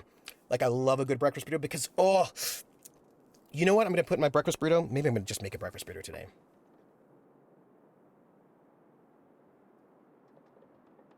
Pondering it. I have corned beef hash that I'm going to put in my breakfast burrito. Anyway, Pleasant Valley's harsh and remote location, even for Great Bear Island, has shaped much of its history and its character of its residents. The valley's geography, wide open fields, ringed by jagged mountain ranges, creates unusually strong weather events. Locals have long told of multi-day storms, high winds, and a deep, endless cold during the winter months. But these conditions didn't keep Great Bear Islanders from settling there. In fact, some saw the valley's wild and desolate hills as an ideal place to homestead. Oh. Hey, donuts. You know, there is a breakfast donut. There's a place here called Sublime Donuts, and they make a breakfast donut, which is kind of awesome. Ooh. I kind of just want to note that it's like a breakfast donut, and it is delicious. And I just need you to know about the breakfast donut because yes. Although I'm thinking about eating a breakfast burrito for dinner. Church flyer. The investigation into our missing artifact continues. Please contact Father Thomas directly with any information you have. Parish Council. Huh. I wonder if the missing... He's gone missing. I wonder what it was. Okay, well... I'm not sure I can carry much more. I know you can't carry a lot, but we're gonna just basically use this real fast to build a fire, and you won't have it anymore anyway. So, don't worry. The things we're currently holding will not be things you're holding much longer. So, you won't have to worry about it. Like, it'll be fine. I promise. Because, I'm telling you what, we're building a fire in here. Like, we're building a fire around here. Maybe not in the church, but maybe also in the church, because so in this breakfast burrito, if I make the breakfast burrito tonight, which I'm seriously contemplating, I would put in it eggs, scrambled eggs, corned beef hash, cheese, lots of cheese, sour cream, pico de gallo. I'll take it. I think I said everything, right? Yes. Yes. Let's read it. From the Diocese of the Northern Coast to Father Thomas's Crossing Parish, Thompson's Crossing Parish, read the breaking and missing property. We were saddened, all of us, to hear about the recent theft. I've spoken with a constable here, and his initial phone call inquiry suggests something to do with an old homestead near a place called Skeeter's Ridge. Do you know it? Has he not been in contact? He promised me he would look into it further, but it would mean travel to Great Bear, and, well, you know what that means these days. Do keep in touch. Bishop Stevens. Everyone knows donuts aren't breakfast, aren't there? In fact, mostly carbs. Oh, they're so good. Beyond Burger is actually Soylent Green, people. You're eating people! That's fair. But then people tasty. Weirdest non-breakfast use of an item. I once made hamburgers and realized I was out of bread, so I toasted a couple of Eggos and used them. Oh, that sounds kind of good. Refried beans on the side and Spanish rice. Ooh. The thing is, I am concerned that I don't have any refried beans, which I'm very sad about, actually, because I like to put refried beans on my breakfast burritos as well, but I think I actually might not have any, which means I may not be able to, do that. Hey, look, cotton scarf. This stuff will come in handy. Yes. All right, so the question is, do we make a fire here, or do we go to a different building? We cannot make a fire here. Well then, that's fine. That's fine. Other people did. It's okay. We are going to take care of ourselves. We're over encumbered, but we're not going to be over encumbered long because we are planning on taking care of business. So these mittens are better in every single way. So we're going to wear those. And these we are going to harvest. Yes. You know what? I haven't had Eggos in a while. Y'all, I need to tell you something. This is, like, important to me. Maybe not important to anybody else, but it's important to me. I would really, really like... Let us, by the way... What do we have here? You know what I hadn't thought about? I hadn't thought about... No, it doesn't matter. What is better? This cotton scarf... Not as good as that. I feel like... Yeah, so we're going to repair this. You know what I really like? Look, I'm going to tell you a thing. I'm just going to tell you because this is how I feel. And I just want you to know how I feel. I like regular waffles better than Belgian waffles. I know that Belgian waffles are super fancy and everyone's like, ooh, they're the fancy Belgian waffles. Like, I get that that's like the vibe we're at, but I like regular waffles better. I know. And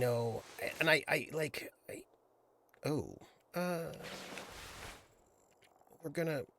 Wait, do I have any bandages? Because before I do anything, I want to make sure that I have bandages, because I don't. Because I kind of find that sometimes I get killed, I get attacked by wolves in this area, and I might want to have some bandages. That's, fancy food, at least America, kind of sucks. Huh. I have to think about that, because I don't think I've thought about what what counts as American fancy food? What counts as American fancy food? Because I'm not quite certain I know.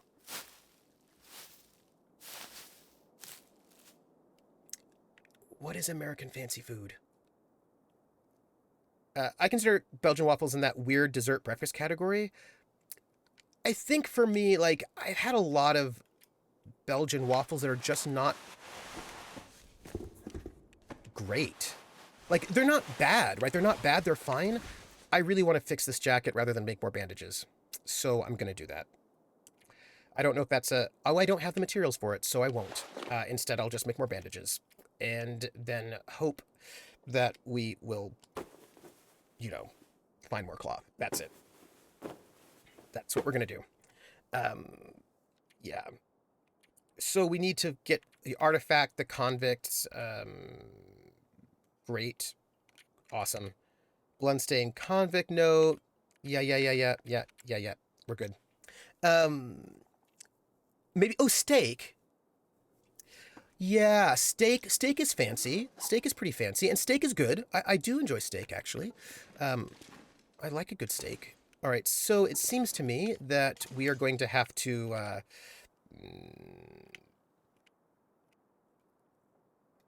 eat these saltine crackers and drink some beverage, and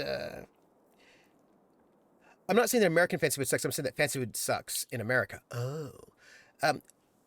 I feel like steak seems to be kind of like a fancy American thing, right? That seems like a steak, right? Maybe?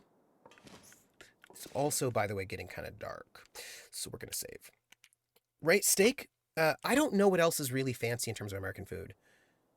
Did I save? Yes.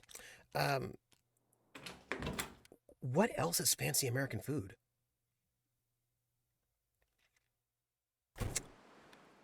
Whoa. Okay, y'all. Feeling better about our life? We need to investigate this whole area and see what we can find. Maybe we can find useful things. Hopefully. Oh, fancy seafood. That's true. That's true. I don't have experience with food outside of America. Oh, you know what? Krellin, I think I understand what you were saying. I think I missed what you were saying, but I think I understand what you're saying. What you're saying is fancy food in America sucks, not American fancy food sucks. Which means, like, if we were to get like fancy French food in America, it would suck. I see what you're saying. I see what you're saying. I see it. Crab. Oh yeah.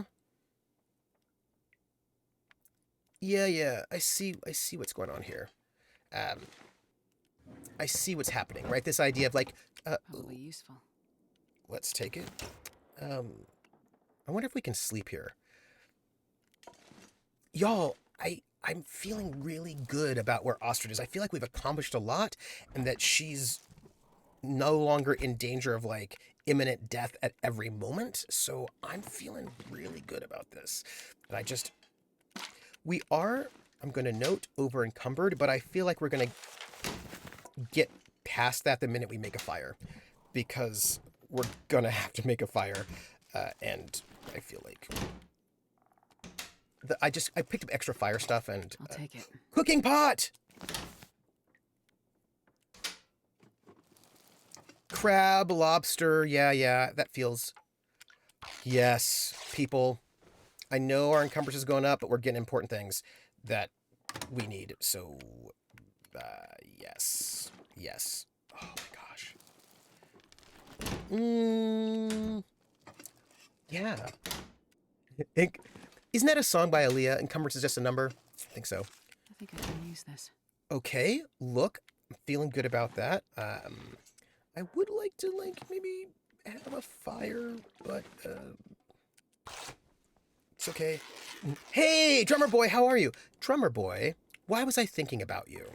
I was thinking about you for a reason. Why was that? Why was I thinking about you? I was thinking about drumming. Why was I thinking about drumming? I think I was thinking about jazz drumming. I think that's probably what it was. Yeah. Yeah. I was thinking about Max Roach. I was thinking about jazz drumming. Then I was thinking about you. That's what it was. Yes. Y'all. I actually think, even though we're a little over encumbered, I think we're in a really good space. This will come in handy. And I think that we'll be able to repair, like, some of our clothes. And I am feeling really good. And I just hope that nobody tries to murder us while we're in here. Those are just, you know, my feelings. Been mega busy, so I've been in lurk mode for like months. I am good, I suppose. I mean, I have to move back from Atlanta to Massachusetts real soon, and I haven't actually finished unpacking, so but that's like, oh man, gotta No move, one needs this anymore. which is like kind of, you know, slight bummer, but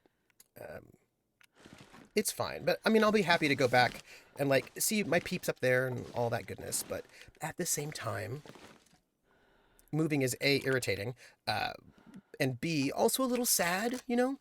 But I was like, oh, I have a lot of work to do between now and then. Also, I have to tell you something that I cannot tell you, right? So I'm going to... Barely walk with this much gear. I know, but we'll be okay. I swear I'm not going to keep you disencumbered for long. I swear.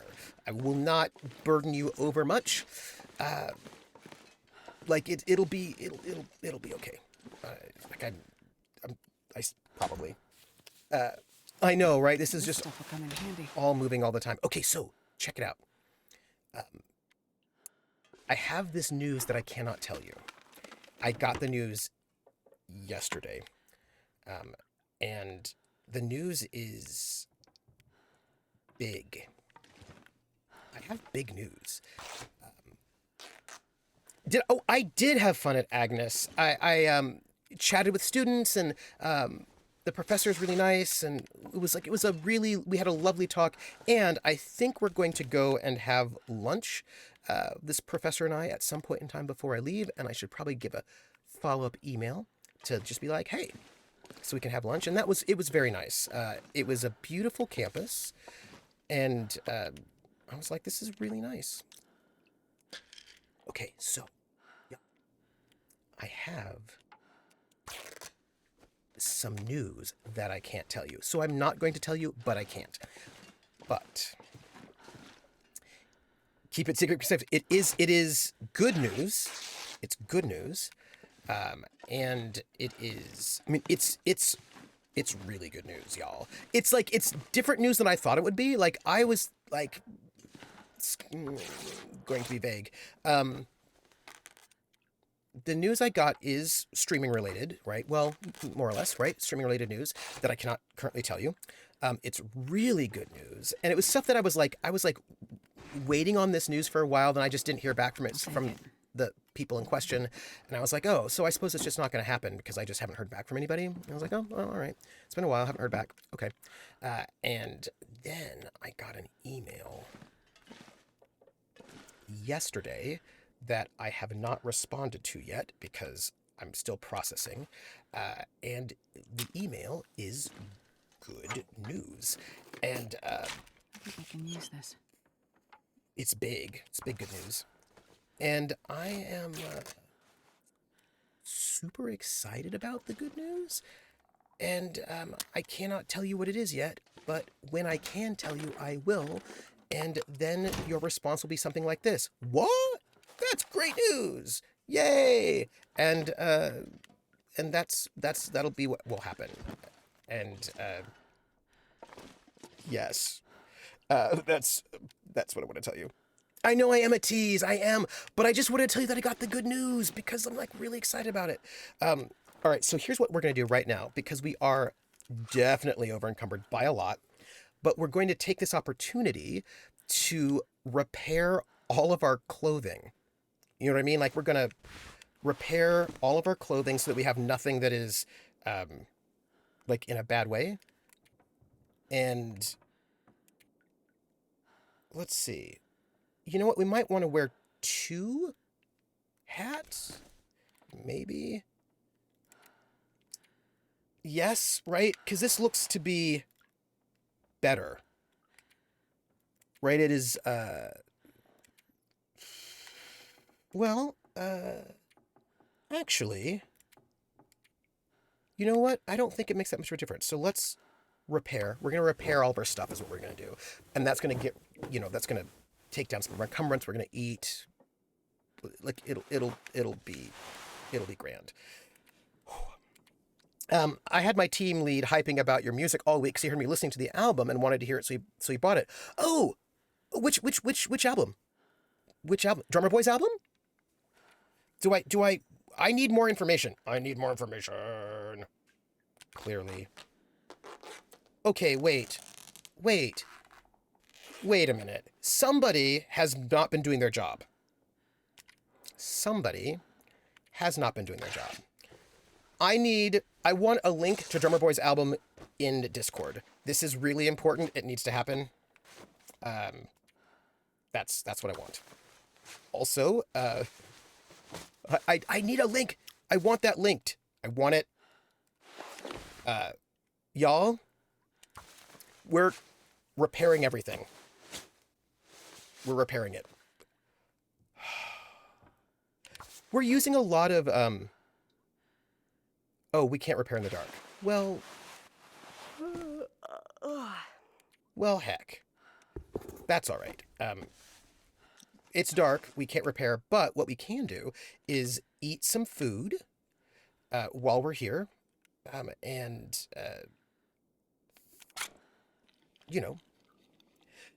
Like people come up asking me what games are from. Somebody do me a solid. Let's, we're going to eat a bunch of stuff. Get our health back up. Right? Drink some water. And then we're going to go to bed. Ooh, we're going to drink that soda. Yeah. Yeah. Put it in Discord. Be kind. Be kind to me. Like, please. Because I do not think I own that album, and now I want to. So that's, All right, we're still over encumbered, but we do need to make a fire, so I think we're going to be okay, we have a bunch of cloth, y'all. But I feel like we kind of need it, so...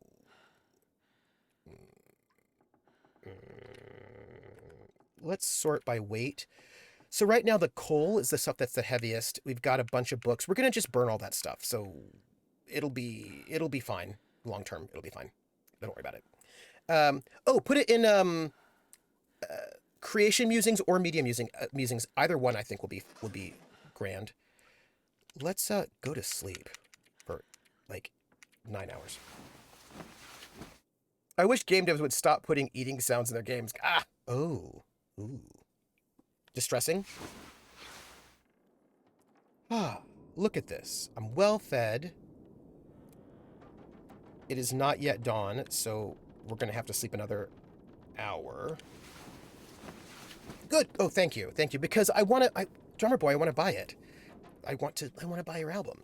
If you have an album, I want to buy it, and then I want to listen to it. And then I want to probably, depending, share with you an album of one of my former students.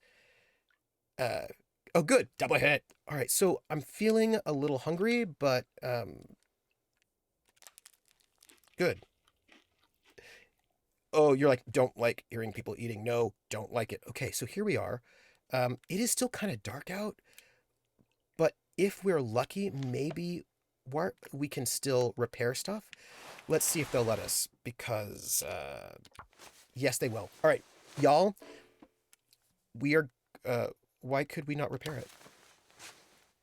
Let us repair. Great. Oh, y'all, I'm feeling much better right now. I'm feeling good. Okay. Because I learned from Mackenzie, who complains a lot, for no reason. It's certainly not because I force him to carry more than he can carry, and abuse him desperately. Those are not the reasons, clearly. But I learned that if your clothes get, like, completely ruined, then they're dead and you cannot repair them anymore. So you have to catch them before they are, completely destroyed. So this is what I learned. Atomic says, Just in Time is in one of my fave tracks off of it. Oh, nice. Oh, I'm gonna have to go and... I'm so excited for this. All right, we don't have any leather, but we are good with our socks, it looks like. We're going to harvest these. Okay, look.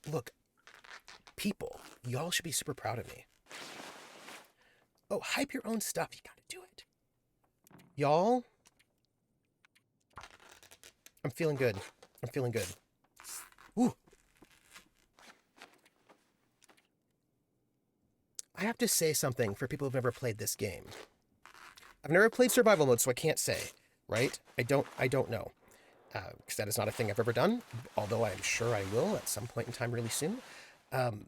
But look at this. I am feeling really good about where we're at. We are still over encumbered, but not as badly as we were. And we... Oh, you know what? We're going to also clean this gun. Like, we're just trying to set ourselves up for success. We're currently Ostrid, who clearly has a fear of pants, but we're going to clean our weapon. Mackenzie's a fear of shoes. Mackenzie doesn't want service, He wants no shoes, no service. My team lead is a musician, and he was just so nerding out over the album as a gamer and a music lover. I want to... Pantsophobia. Is that a new movie? Found footage movie? By the way, it's cleaning this weapon just takes a long time. It does not up its, what's the word? It's, it doesn't, like, repair with large percentages, which is, like, irritating, but we'll get there, right? Clean. Oh, it's only 4%. Wow. Well, hey. I wonder if your accuracy degrades if your weapon is not clean. Like, I have a question about that. So, I don't know.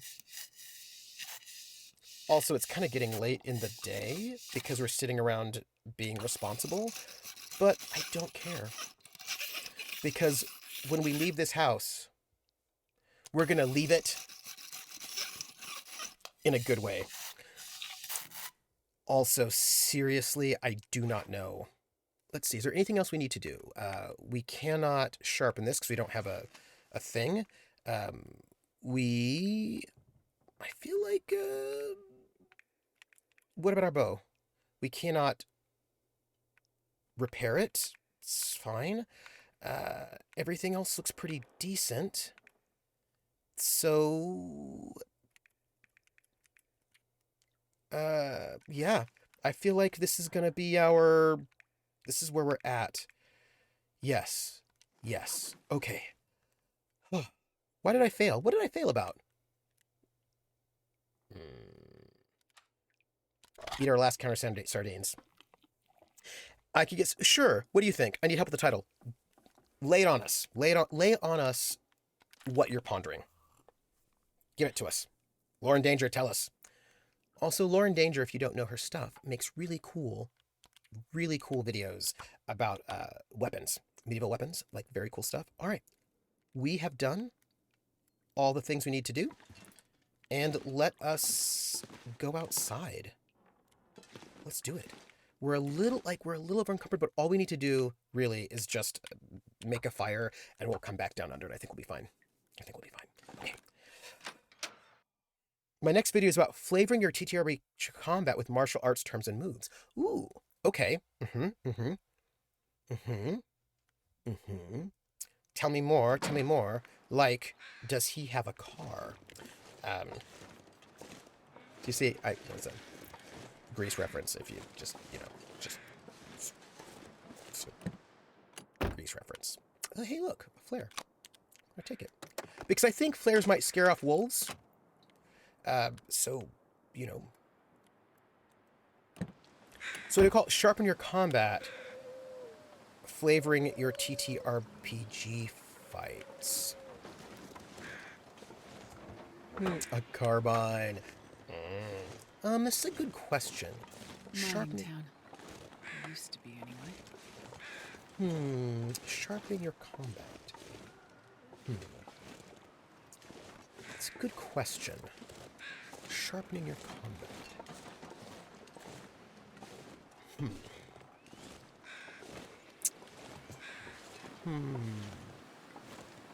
Yeah, I know, but we're kind of out of food, so we need to just hope we can get some food because we're a little bit out. Seasoned warrior techniques. Well, TTRPG should definitely be in there. I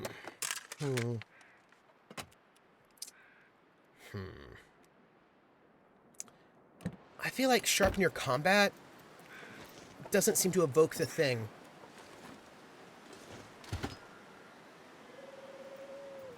No, scrap lead seems like it's interesting, but I don't think I've never found a use for it yet. Sharpen your combat. Why can I not open this trunk? I should be able to open this trunk. Weird. Normally, I can open the trunk by using a pry bar, and they will spice up your TTRPG with martial flavor. Hey, food! We got food, everybody. Just noting that we got some food, so we're not going to die just yet. Hey, look. There's a little place down there. Oh, there's a place at... Huh. You know, this place gives you a real sense of accomplishment, this game. Sharpen your combat. Spice up your with some... Oh, see, that's actually kind of cool. I like that, too. Because I think the thing about sharpen your combat is I think the reason why it is currently not vibing with me is because you're not sharpening up your actual combat. You're sharpening up your TTRPG combat. So if it were maybe something like sharpen your TTRPG combat, or like sharpen your TTRPG narration or something like that, I feel like that would be a bit more specific. Hey, look! It's a hunting rifle.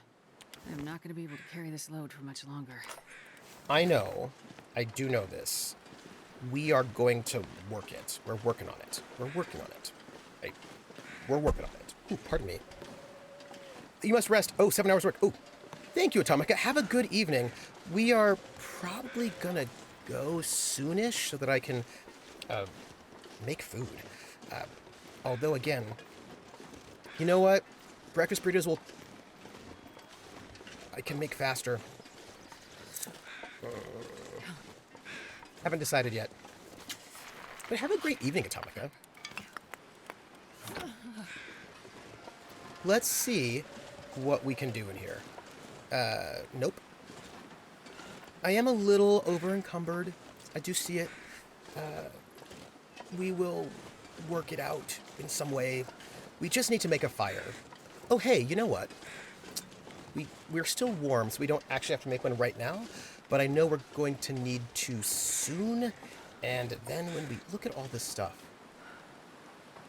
that's the place right there where there is fire, which is probably the place we need to go story-wise, but if they try to murder us, I would prefer to have searched everything first. You see what I'm saying? Like, if there's like a murder cult there, oh, yeah. CR's off. Okay. Yes, that makes sense to me. All right, so I feel like I know that sounds like I'm being a little bit paranoid, but there's been, what is this? Oh, baseball cap. More than once have we gone into a person's place and they have knocked us unconscious and then we woke up unconscious. Wait, you don't wake up unconscious. That makes no This'll sense. come in handy. You know what I'm talking about. So, I'm just a little, hesitant. Just wanting to be a little bit careful because, again, sometimes there are murder people in this game. Right. See, Valtiel, you hate when you go to, like, investigate a murder, like, investigate a fire and there's a murder cult there. Like, hey, Lantern, I'm feeling really good about our life right now. Until we go to that place where there's a murder cult and then our life is sad. I mean, those things. Yeah, we're super over encumbered. Let's eat. Let's just eat. And I really need to get myself caught up on CR. And I was talking to April, who was saying that there were some very surprising and interesting things that happened. And I was like, oh, well, that's kind of fun. So, that's exciting. I wish it happened less often. Murder corps need to stop starting fires, right? Yes. All right, so we are drinking the water. We're getting a little low on water, but I think we're decent. We're going to... hey, what's up with this? How do we repair it? Oh, we just need scrap metal to repair this. And there is some scrap metal we can get here. We're going to continue being careful at the moment. And, I kind of just want everything to be in its best shape. You know what I mean? And we're going to repair this. Repair? Yeah. Uncivil Deus says, I only hate it when they don't invite me to join. Did it not work out? Did we not, did we fail to repair our... Why did it fail?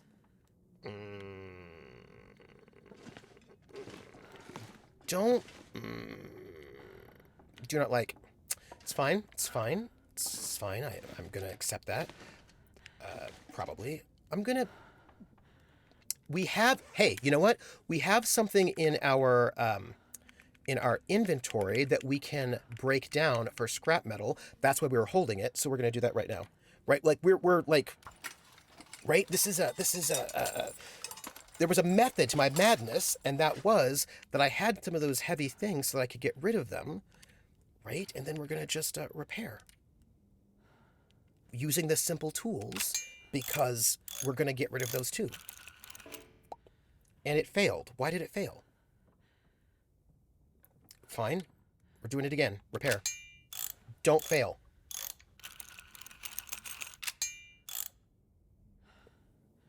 Nice. Okay. This is good. Y'all. I feel good about this. I feel good.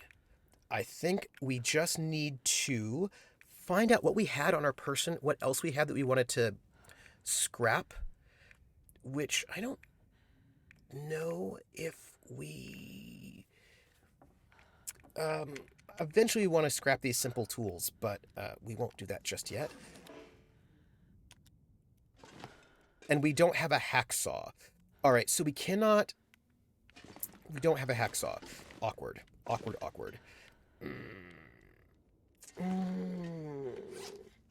Which means we might need to harvest this right now, which we're going to harvest our simple tools. It's just what we're going to do. All right, Jesus. Y'all, I have ideas and thoughts. And they are about what I want to do for my streamiversary. Let's repair this. Because we don't have a... Ooh. Did I fail a 90% chance of success? That's ridiculous. Come on now.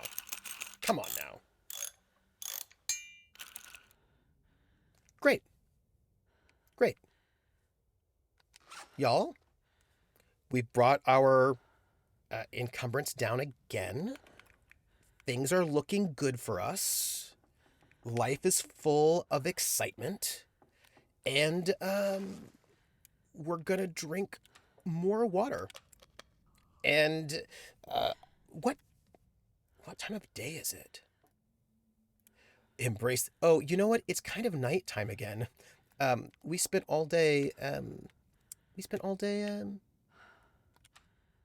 What's the word? Doing the thing. We spent all day. Here we go. All right. We spent all day sort of repairing things, getting ourselves set up for success, which we did. That's great. I am not worried about our life right now. We're going to go outside.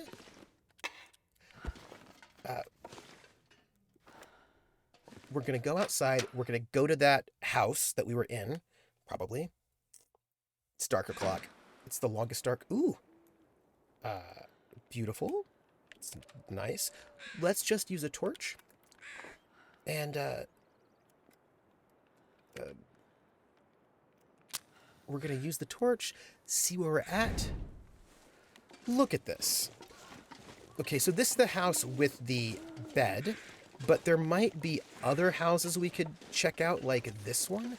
No, clearly not this one, because this one has no roof. Awkward. Bad. Hey, 1 in 10 people, I know, but it's really frustrating when, like, you're that 1 in 10. You know what I mean? It's just frustrating. We've got a lot of fire starting materials that we probably don't need right now, but you know, we're gonna use it. Hey, Stacy's grape soda. Stacy's pretty awesome.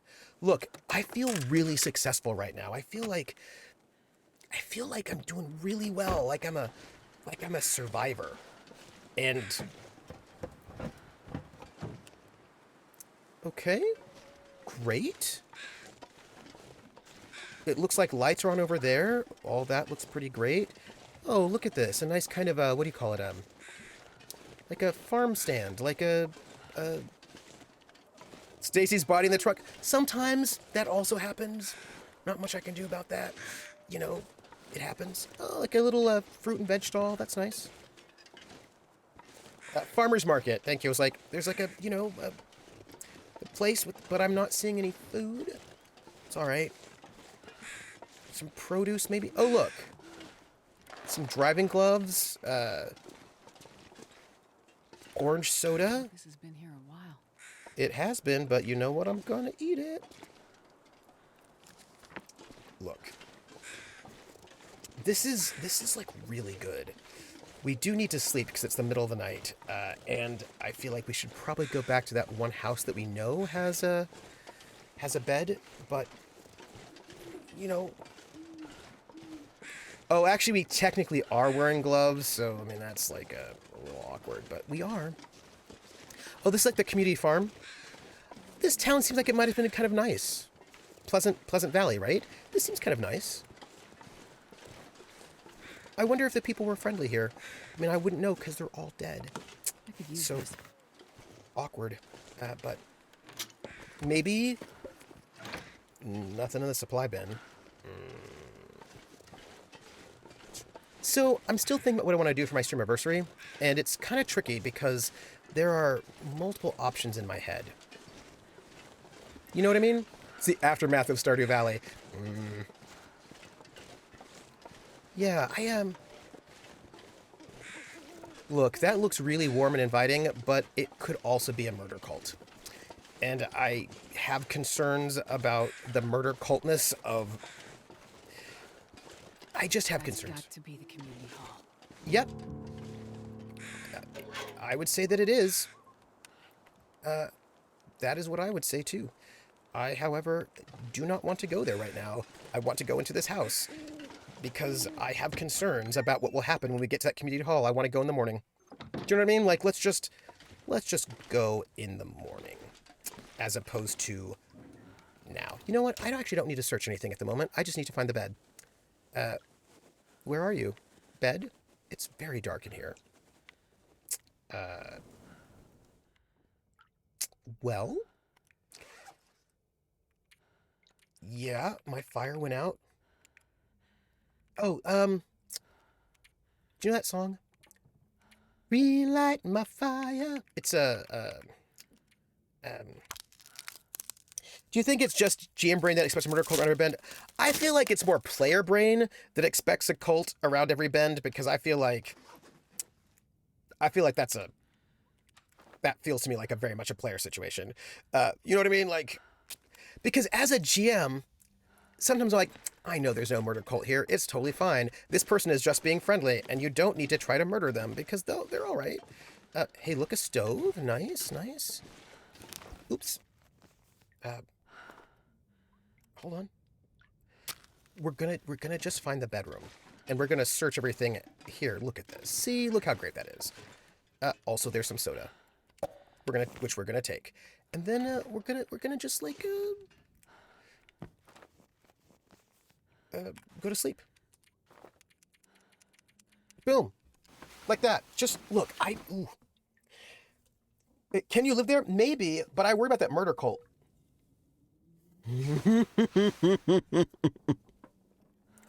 Drummer Boy just said some true statements, which is that sometimes the players become the murder cult, depending on the players, and that is not an untrue statement.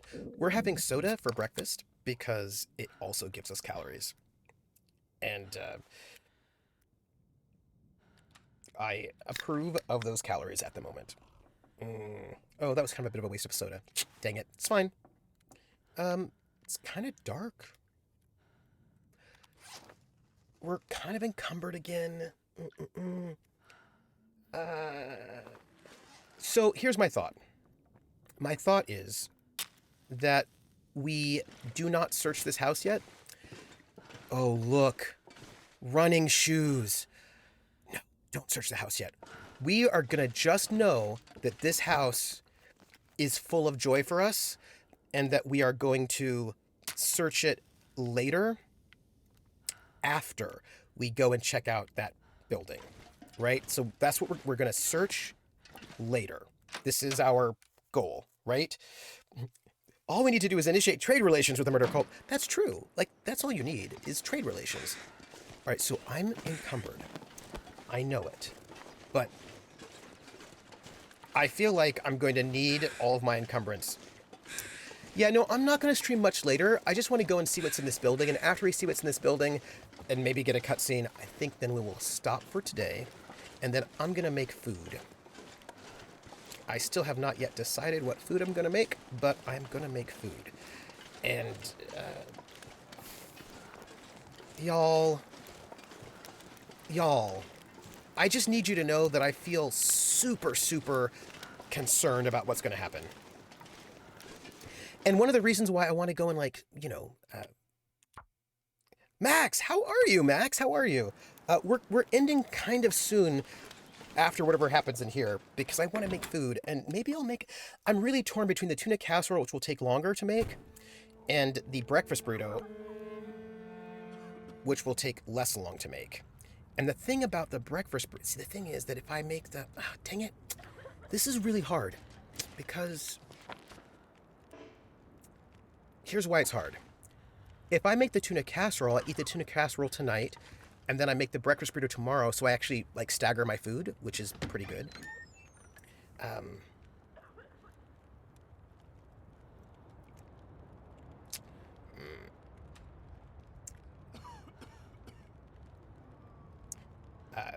Oh, you better than you've been in a while? Oh, that's good. Why so? Like, what good news have you happened? I made a friend last Friday online, and she's super nice. And someone commented on my YouTube channel today. Oh, that's really awesome. Wait a minute. Max Ryder, I feel like you haven't told us about your YouTube channel. Pleasant Valley Collectible, Part 2. Parnell was out checking road conditions for his next delivery and saw some of those tree speaker maniacs lurking near the highway passes in and out of the valley. He wasn't sure what they were doing, but we need to stay vigilant. Ooh. No, will you put a link to your YouTube channel in Creation Musings or Media Musings, whichever one you prefer, because I would like to be able to check it out. That would make me happy. All right. Thank you. Because if you did, I do not remember it, and I want to check it out. So there's like stuff in here, like filing cabinets. Let's just take the ammunition for the revolver, though. Let's just take that. I would like to search the rest of this place, but I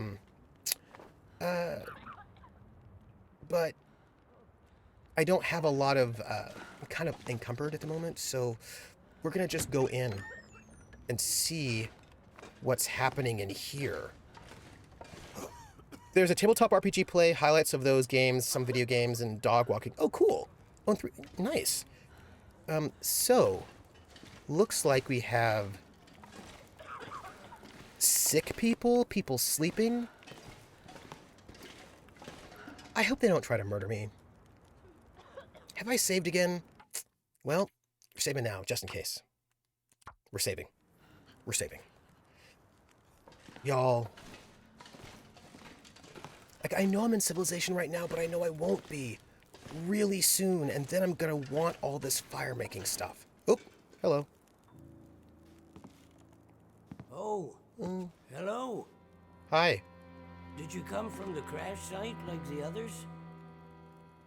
All the cots are taken, but you can sit by the fire, warm up a bit. Are you a cannibal? Crash site. How did you know about The crash site. Don't you remember? No. Another one suffering from shock, maybe. No. What do I you... crashed, but days ago, far from here. He's a priest. No. You crashed yesterday. In the hills. A terrible crashing sound. I even heard it over the howling blizzard.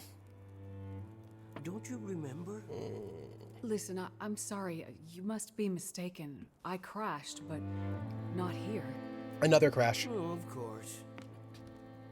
Well, please stay and warm Another yourself crash. by the fire until we can figure out where you belong. He certainly is a priest. Well, I mean... He's presenting as a priest. Let's hope he's a priest and not a cannibal. So, these people are all survivors of a crash? Well, most of them, yes. What kind of a crash? There were maybe half a dozen people in and around the town site when the blizzard first hit. I wonder if it was like Over the past day bus or crash? so, the rest have slowly arrived. Most of them from the crash site. I think a What murderer. crashed? A passenger airliner, Oh. best I can tell. Most of the people who arrived were too weak to talk about it. But judging by the thundering sound and the size of the fire on the hills, whatever crashed up there, it must have been something big. Jer notes. Sure, you don't remember the crash. I had my own crash. Jer notes that priest and cannibal are not mutually exclusive. And considering transubstantiation of the host, which turns into the flesh, the actual flesh of Christ, then I don't know if that counts as cannibalism. What is this place? This is the old community hall in Thompson's Crossing. Questions. We gathered people here when the weather started turning bad. 3 or was it 4 days ago? Max says it doesn't count as The cannibalism. houses became too cold, and It's it fair. seemed better to bring everyone You- under you- one roof. Then yesterday, the crash survivors started showing up. I wonder why it doesn't count. See, Max, being Catholic, this is good. I wonder why it doesn't count as cannibalism. Is it because, How long do you think this weather will like, last? Jesus is beyond human? You're not from around here, are you? Whoever named this area Pleasant Valley had a pretty good sense of humor. We get some of the harshest weather on all of Great Bear. But, I mean, it's worse than usual? Because everyone knows transubstantiation is bogus. At least I always That did. storm blew through about a Max, few you weeks make me laugh. ago. The worst I've seen in years. Blocked the roads, in and out. I'm afraid we're stuck here until the road's clear. Or we can walk. Will someone come to check on the town? Clear the roads so you can get out? I don't think so. That doesn't sound good. Not anymore. We'll have to wait for nature to take its course. But what will happen to all these people? Honestly, I'm not sure. We're down to our last food. Ugh. We can melt snow for water, but that will only get us so far. Oh, yeah. What This is it time called? of year, There's there's always another blizzard around the corner. Things might be Dietism? different if the power hadn't gone out. The Anime. best thing we can do is try to keep these people warm and fed, and then we'll see what the Lord Donner has in party. store. Okay, so You seem disoriented, but you're in much better shape than the others. I always practice a strict diet of Maybe dietism. you can help us. Maybe. I'm a doctor. I can have a look at the survivors and Yeah, I mean, see how to help them. That sounds like a good place to start. Voltail says, I have to say, advertising Once Mass you've as a had cannibal chance party to check on them, would come certainly back. attract a different crowd. We can try to figure out what can be done for them. Dietism. So I just feel like if you advertise it that way, you might get people who really like Oingo Boingo. Hey, we're in chapter 2. Oh, that's cool. We're in chapter 2. Awesome. We're in chapter 2. I'm feeling good about it. I do need food, and I do have some, but it seems rude to eat it right in front of his face. But I'm going to, because I need to eat those peaches. So we're just going to eat those peaches right in front of his face. Just, you know. I feel like, yeah, you get a bunch of like Oingo Boingo fans is what you would have. Is how that would work out. Okay, so, look.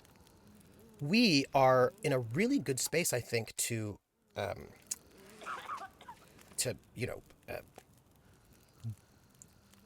pause the game. But before we do, I just want to see, like, what have we missed? Okay, that's great. We're good.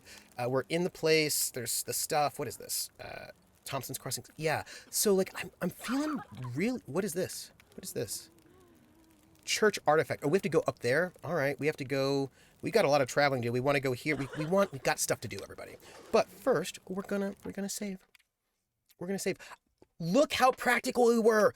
Look how great we did. I feel like a superstar. Everybody. Oh yeah, and I should probably actually quit, confirm, then come over here. Whoa. Y'all, did you see how good we were? I'm so proud of us, actually. They're all humanitarian. Oh, Ice Shield. Oh, that's good. Gastrodietism is a hot new craze. Moving to the country, gonna eat me a lot of peaches. Oh, that's a good album, by the way. The President of the United States, that's a good album. All vampire LARPers love going for free Blood of Christ. Nice. Greetings, y'all. Hey, Hawkeye. Trooper said Oingo Boingo. Now my vision has just switched to MTV. Oh, yeah. Dead Man's Party. Oh, gosh. At first I read that as gonna eat me a lot of people. But that would be a good version of that song. Gonna head to the country, eat me a lot of people. So this was awesome. We did a great job. I feel really good about that. Sorry for the late start, but I was like, I finally was able to move some stuff around in my room.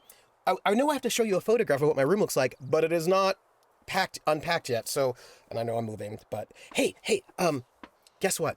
Can I tell you something? Can I show you something super, super inappropriate? Can I show you something inappropriate? It's a surprise. It's a secret. Can I show you something? Just you all, because you all are watching me. So it's a spoiler. Would you like a spoiler? Okay, Okay. I've got to get it. It's over there. And I'm going to put it on. I have to show you something so I was asked to be in a game, a D&D game, like for charity, like a 6-shot. And we're going to do that after I move, right? So like, I'm basically like working on filling up my schedule for the spring, and it is certainly filling up. And it's going to be a game, right? It's going to be a charity game.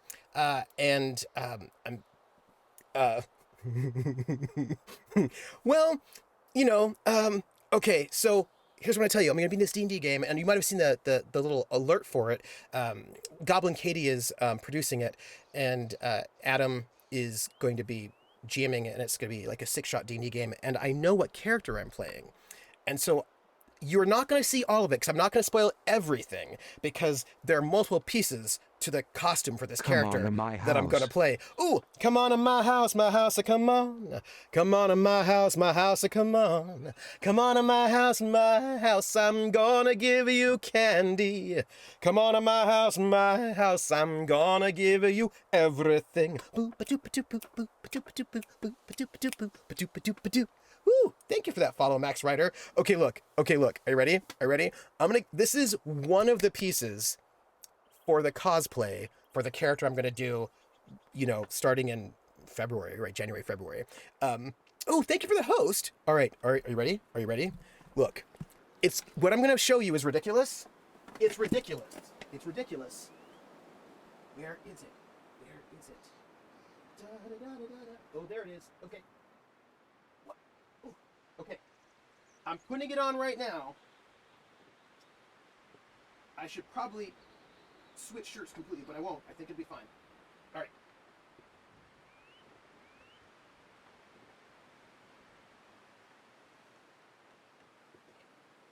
I hope you're ready. I hope you're ready. You're not ready. You're not ready. I know it. Okay.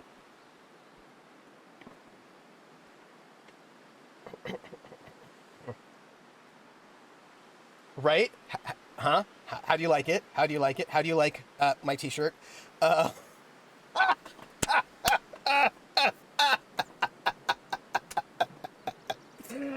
going to be wearing this shirt for my character in the D&D game that I'm going, this D&D charity 6-shot, I think it's a 6-shot, that I'll be doing. And I just want you, yes, Max, I am playing a barbarian. How did you know? I am indeed playing a barbarian. This barbarian, I have to tell you, you've not yet seen the wig or the other parts of this particular character that I'm going to be playing. And I just wanted you to see this shirt because I saw this shirt and I was like, this shirt is the most ridiculous shirt ever. And I must wear this shirt for my barbarian. But wait, this barbarian is inspired by a person in a film. Oh, Krellin, you are not too far off about that wig. No, I found this shirt on Amazon. So like, I know what I need because I know which character this. So this character is inspired by somebody from a film, and when you see all the pieces together, I feel like you will know who this person is, and it's going to be brilliant. It's going to be so good. It's going to be so good and also ridiculous. Like, also completely ridiculous. But it's like, I love this shirt. Like, the shirt is great.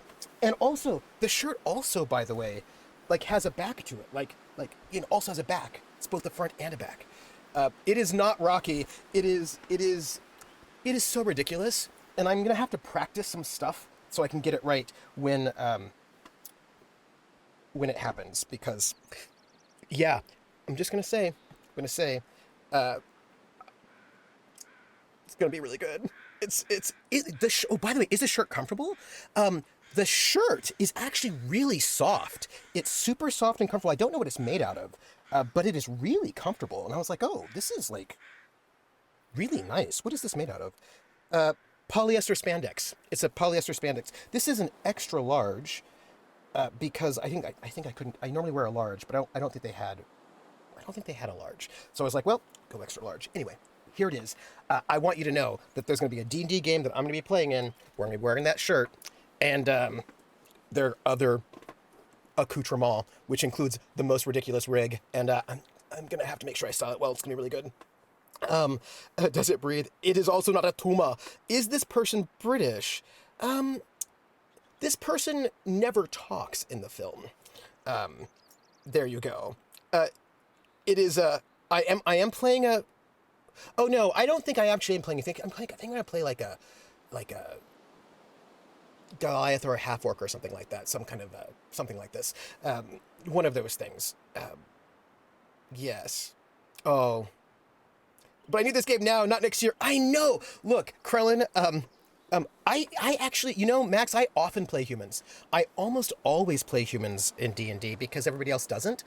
And since everybody else doesn't, I very often play humans. I don't always play humans, but I very often play humans.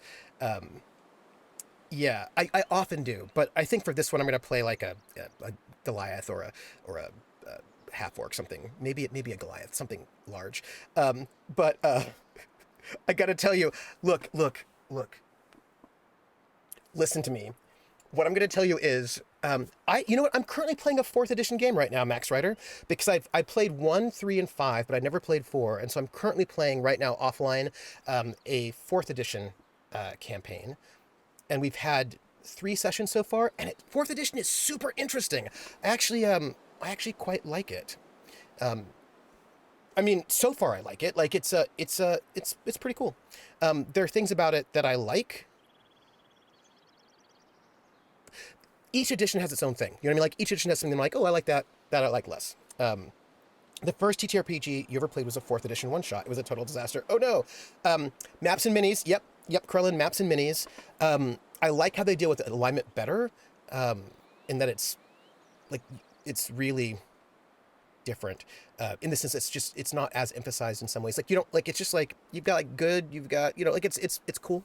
I really like the teamwork aspect of it. There's a lot of teamworking stuff in there that I think is really cool. I'm playing a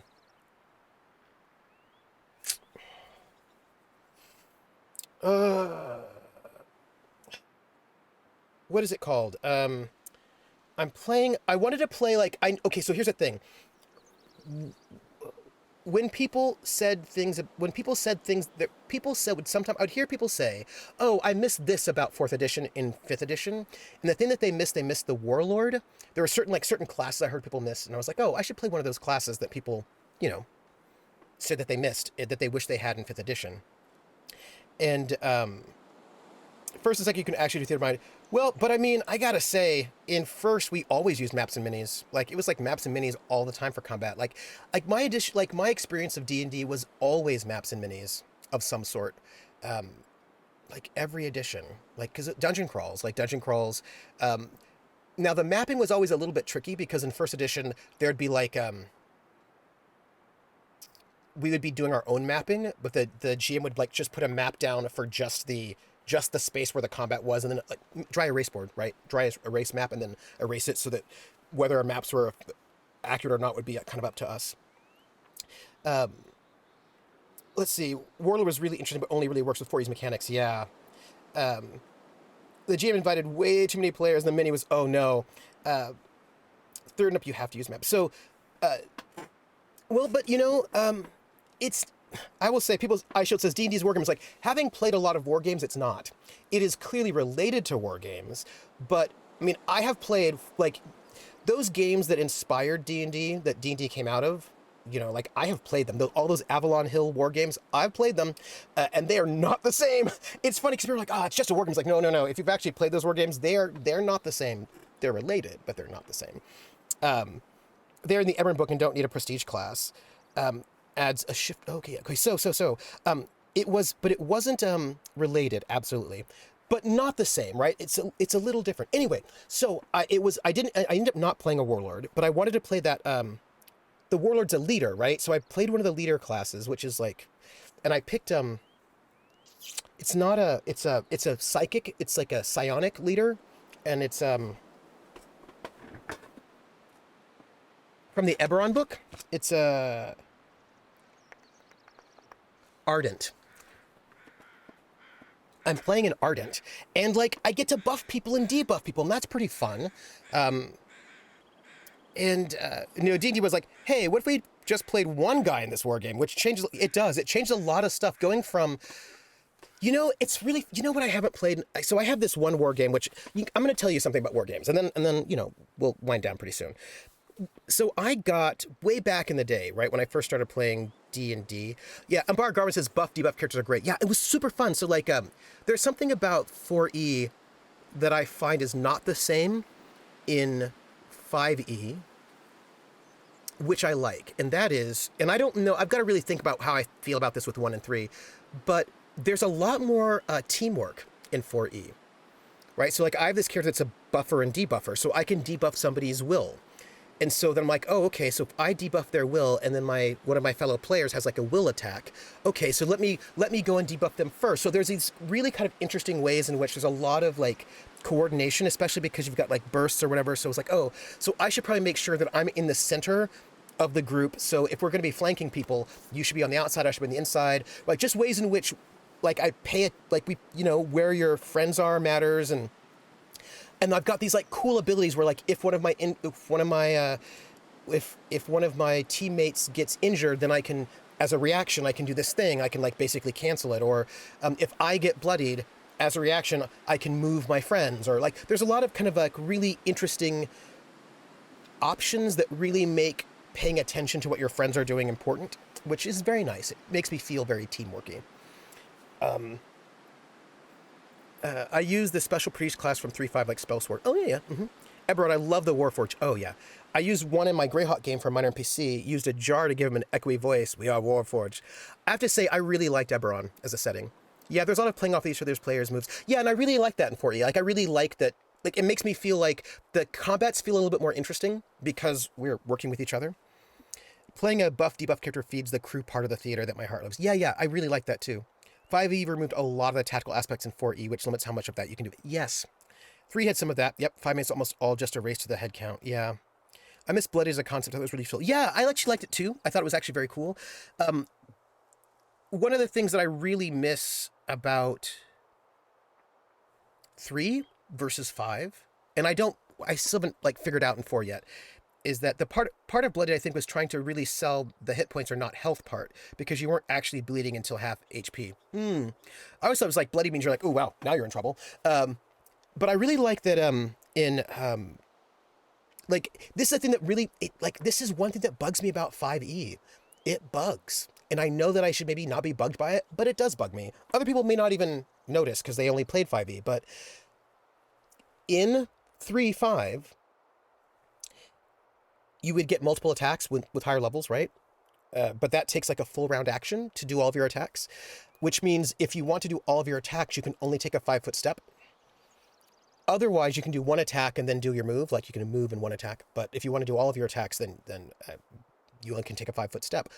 Standing up is half your move, which means there is a point in tripping or shoving or disarming, right? Because picking up a weapon is also half your move, right? So there are these like tactical moves, like tripping, shoving, disarming, that actually had a purpose, a tactical purpose in 3.5. Because if you trip, shove, or disarm, you don't actually do damage to them, but you are going to make them basically spend half of their move to get themselves back in a good position, which means if they're like some monk or something with like 4 attacks and you trip them, when they get back up, they only get 1 attack. So you can like basically help protect your party, right? You give up doing damage to them, but you knock out a couple of their attacks, and that can be really, really important. And none of that matters in 5e anymore, but they still have trip, disarm, and shove, but they don't really do anything. You know what I mean? Like, so I found that makes me sad. That makes me sad. Rounds in 1st and 2nd ed were a minute long. I like the change of 6 seconds in 3rd edition. Were they a whole minute? I have to recheck, because I feel like were they a whole minute? Was 1st edition a whole minute? I have to look into that. Because wow. I hate how concentration mechanics ruins the whole concept of a buffs mage. Like you could run in 3. Oh, yeah. Carl says, I'd say largely that if there's anything tactical you liked about the early editions, you're going to miss it in 5e. Yeah. Also, you get AoEs when they stand up. Yeah. That too, Embargo Garwin. Because 5e really defends like the tactical side of combat. Yeah. Lauren says, I have thoughts on trip, disarm, shove, grapple, and so on. Rounds were a whole minute because there were segments in the round. Oh, that's right. Yes, thank you. Yeah, that's right.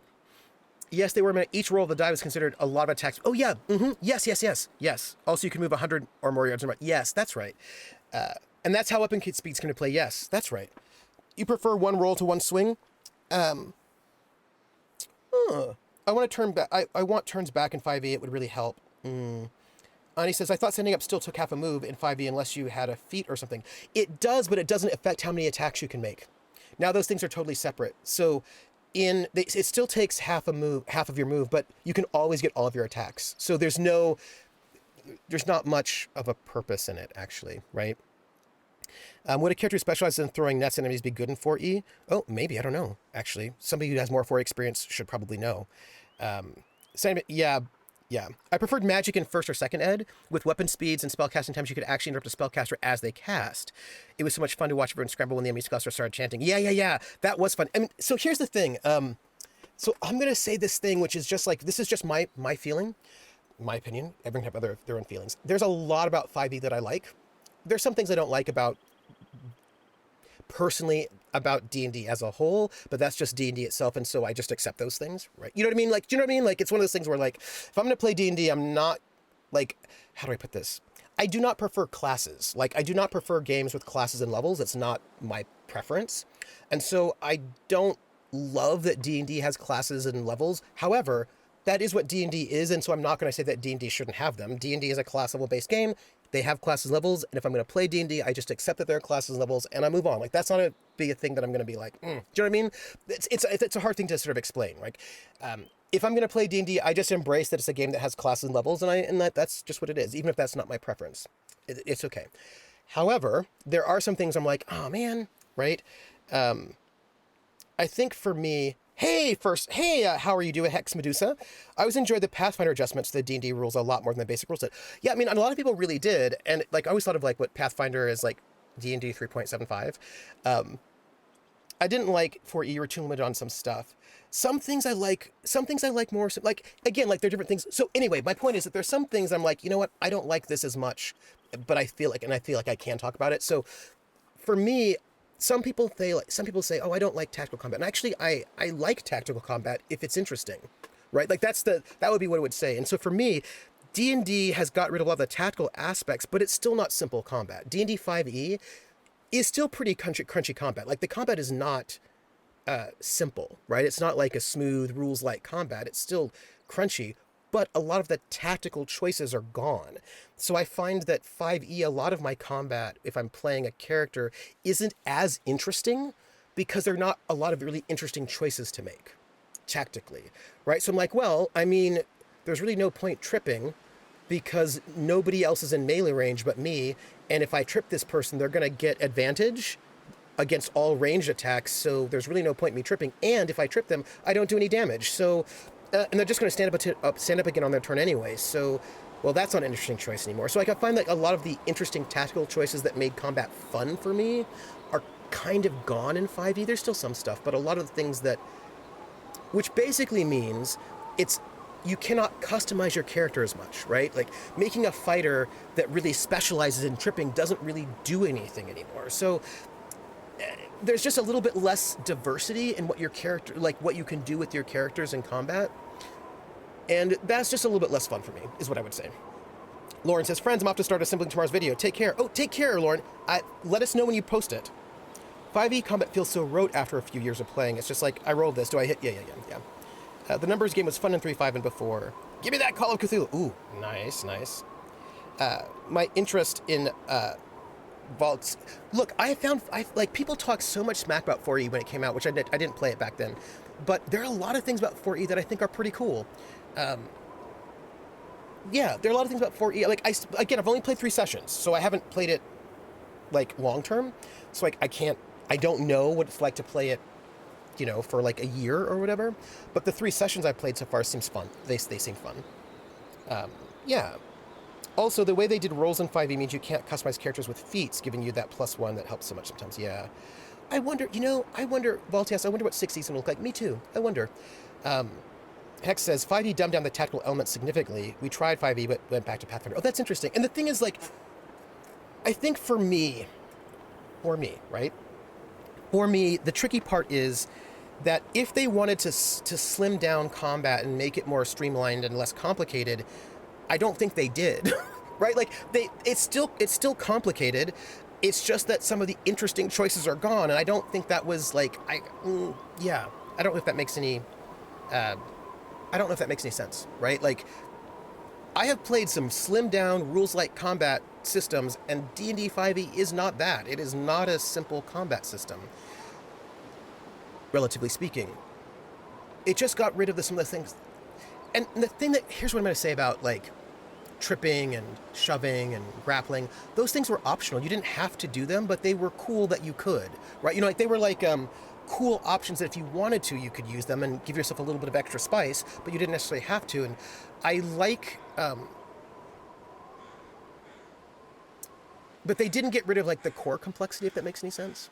They got rid of, like, the fun add-ons, and I kind of like, I like my systems to have a good streamlined core, but then crunchy add-ons that you can add in, options that you can add in if you like. You can or you don't, but you don't have to if you don't want to, yeah. D&D is crunchy. And the thing is, I love a crunchy game and a rules-like game. The crunch just has to make sense and be interesting. Amber combat is always as interesting as it needs to be. I like games that the players don't have to know all the rules. Huh. See, this is interesting, Max. I'm going to get back to that comment in a second. I want to come back to that because there's a thing there that I want to get back to. Annie says, spellcasting was dragged in 4E. Like instead of choosing spare to prepare for the day, you chose a spell when you leveled up, and we're stuck with that spell. Although I think you can swap things out, right? I don't think the intent was to slim down combat, was to make it less map reliant. Oh, that's interesting. Okay. Amber, Max Ryder asked, wasn't Amber diceless? It was. And Bar Garwin says, they slimmed down combat, but didn't actually add anything anywhere else. Any social encounter is still a single skill roll. If you're going to slim them down, add things elsewhere. Hawkeye says, Trooper, you'd love the setting for a new adventure I'm writing for my homebrew D&D world. Oh, it's a settlement that trains physically and mentally disabled NPCs in trade skills for the real world. Oh, interesting. Dang it, Trooper, now when I grips reading it. Me too. I hope I can get one before I leave Atlanta. That would be really, really good. Hex Medusa says, D&D was always relatively straightforward compared to other role-playing systems like Shadowrun, Rolemaster, and the like. Max says, Rebel, I can drop people into Call of Cthulhu who have never played an RPG before. Just ask them what they want to do when it comes to it. What, as a person, do you do? I mean, you can technically do that in D&D. I mean, like, you can always, as a GM, if you know the rules backwards and forwards, you can always basically just do that for your players. Like, you always can do it. You can always hide the system from your players if you want to. That's always possible. Like, I've seen people do it, like, with pretty much everything. Shadowrun rules, they were not transparent enough. Yeah. You can't do it very well for spellcasters. True. Although, again, if you know the rules backward and forwards as a GM, you kind of can. You just do a lot of hand-holding. But here's the thing. I was in a conversation with some folks on Reddit for Fate. I feel like they made 5e to try and push against the idea that D&D can only do combat well. Look, there's a lot of good stuff in D&D 5e. There's a lot more RP stuff in there, which I think is good. I just wish they would have had... Okay, let me put it this way. If you're going to include Trip, then have it mean something, right? Like, it's weird for me that it's still there when it kind of doesn't do anything. Not really. So I kind of would have just liked it to do something. That's all. So anyway, I was having this conversation with people, with Fate people, and the Fate folks said, you know what's really best? If the players don't know the rules at all. Like, really, the players shouldn't know the rules. Don't let them know the rules. Don't tell them the rules. It's much better if they don't know the rules. And I was like, no. Nope. No. And I think it's bad. Like, I was talking to Dot about this, and she and I both feel similar, that I don't think it's good to hide the rules from your players, because the rules give the players agency. If the players know what the rules are for what the game is that they're playing, they understand their capabilities better, they understand what they can and cannot do, they can come up with ideas that the GM did not come up with. I think that the GM having all of the knowledge for how the game works and the players having none of it does not feel safe to me. It does not feel like a good idea. It does not feel good. As a GM, I never want to do that, but like, and I say this because I was playing a game on a stream at one point in time. I'm going to be very vague. And the GM wanted to protect us from all the rules, right? They're like, don't worry, you don't need to know the rules at all. You don't need to know any of the rules. Don't worry about it. You just have to roll this thing, it'll be fine. And I found that was actually not great, because I was like, you know what? I'm going to actually check out what the rules are. And as I checked out the rules, I was like, oh, hey, wait a minute. We can actually do this thing, which would have saved our lives from dying over here or whatever. You know what I mean? Like, there's like, oh, wait, actually there's an option to do this. And I find that protecting the players from the rules often disempowers them, and I think that's not great. Yeah. Drummer Boy says, I like those games for one-shot or short games because the time commitment is a lot to learn the game. Yeah. But for long games, I try my best to learn everything about my character's interests, at least. Yes. And Bar Garwin says, there's so many relics like that in 5e, not just combat maneuvers. Yeah, that's true. Hex Medusa says, rules are simple in Shadowrun 3. Your roll metric should have dice and ton of d6 in play. Yeah, I think my experience with Shadowrun is mostly 5 and a little bit of 6. I didn't get that far. I had first, I think. Agency Call of Cthulhu? Nah. Knowing the rules is good, but requiring the players to know all the rules isn't a great requirement.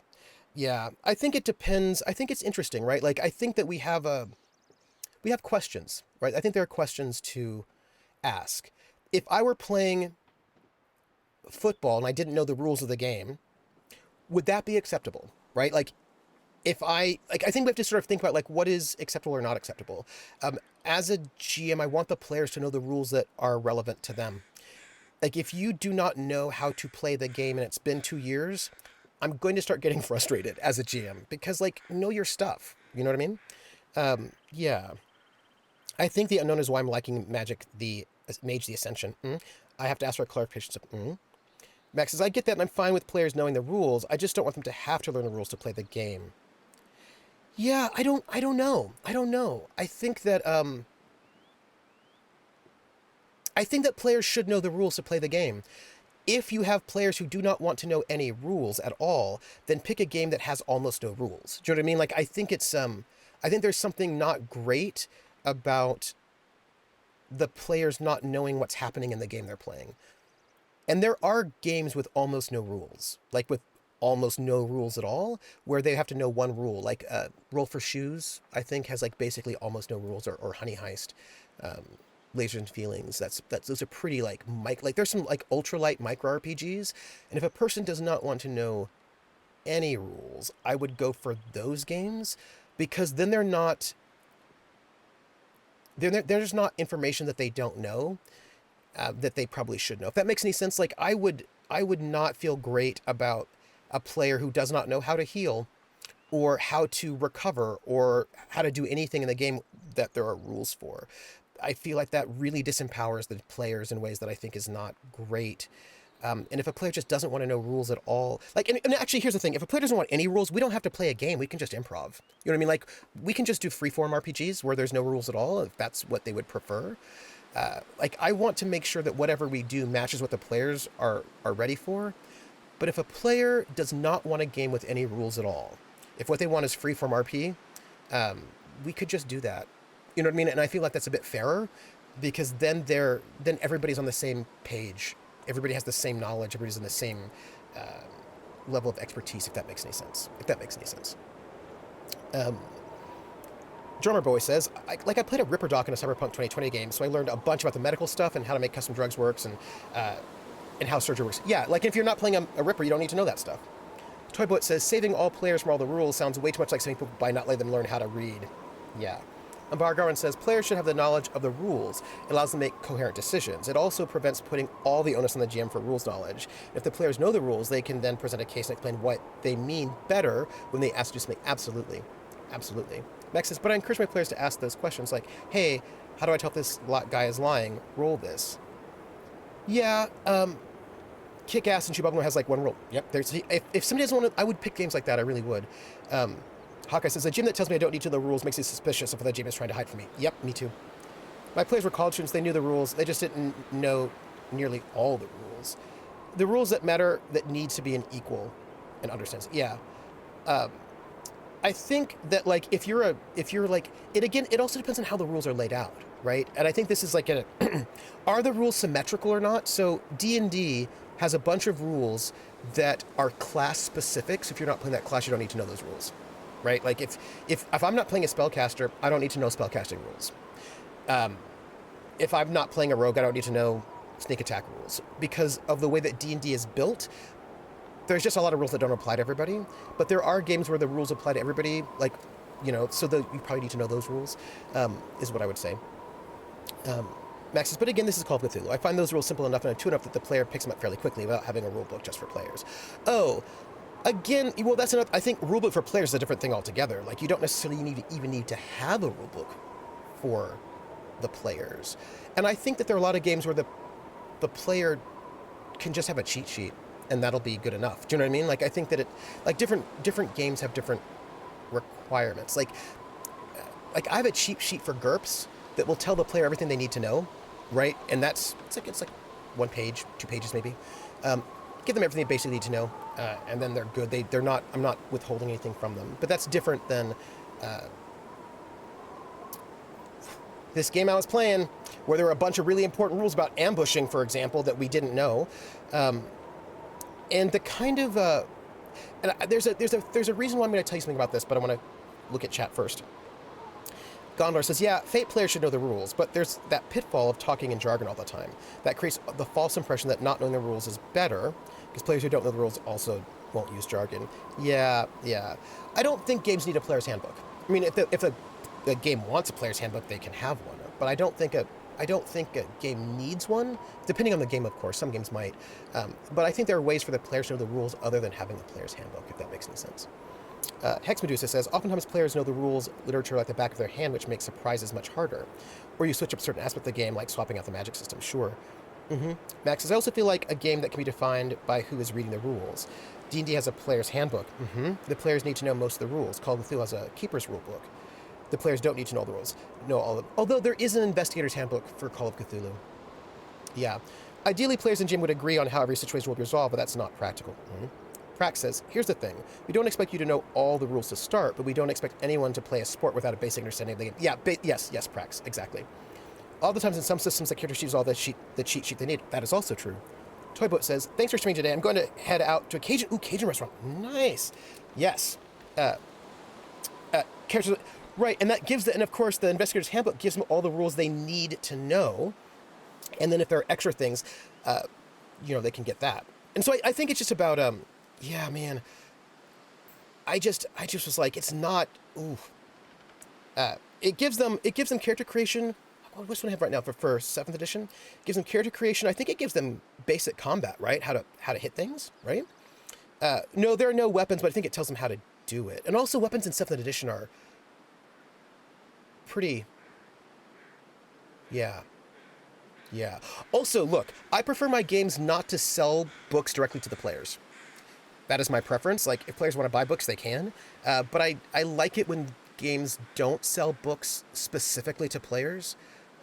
I know it makes them more money, but I don't necessarily prefer it. But that doesn't mean the players don't know the rules, right? Like, I'm used to, like, we all sit around the table, we share the book around the table, like, oh, here's the book I need, right? That kind of thing. Or like there's a little handout. GMs not letting their players know the rules runs into the exact same problem of the kid teaching their friends the rules in the middle of the game. Feels unfair, even if that's not the intent. And you're asking for situations where the new knowledge makes the players want to backpedal and try something else. Yeah. There are no basic combat rules either. If I remember, I have to check. I'm a keeper, so I'm using the Investor's Handbook all the time for NPCs. Yeah, I mean, I've got the... Actually, I think I have it right here. Just check. What's in here? And this is good, almost 300 pages. What do we have in here? We have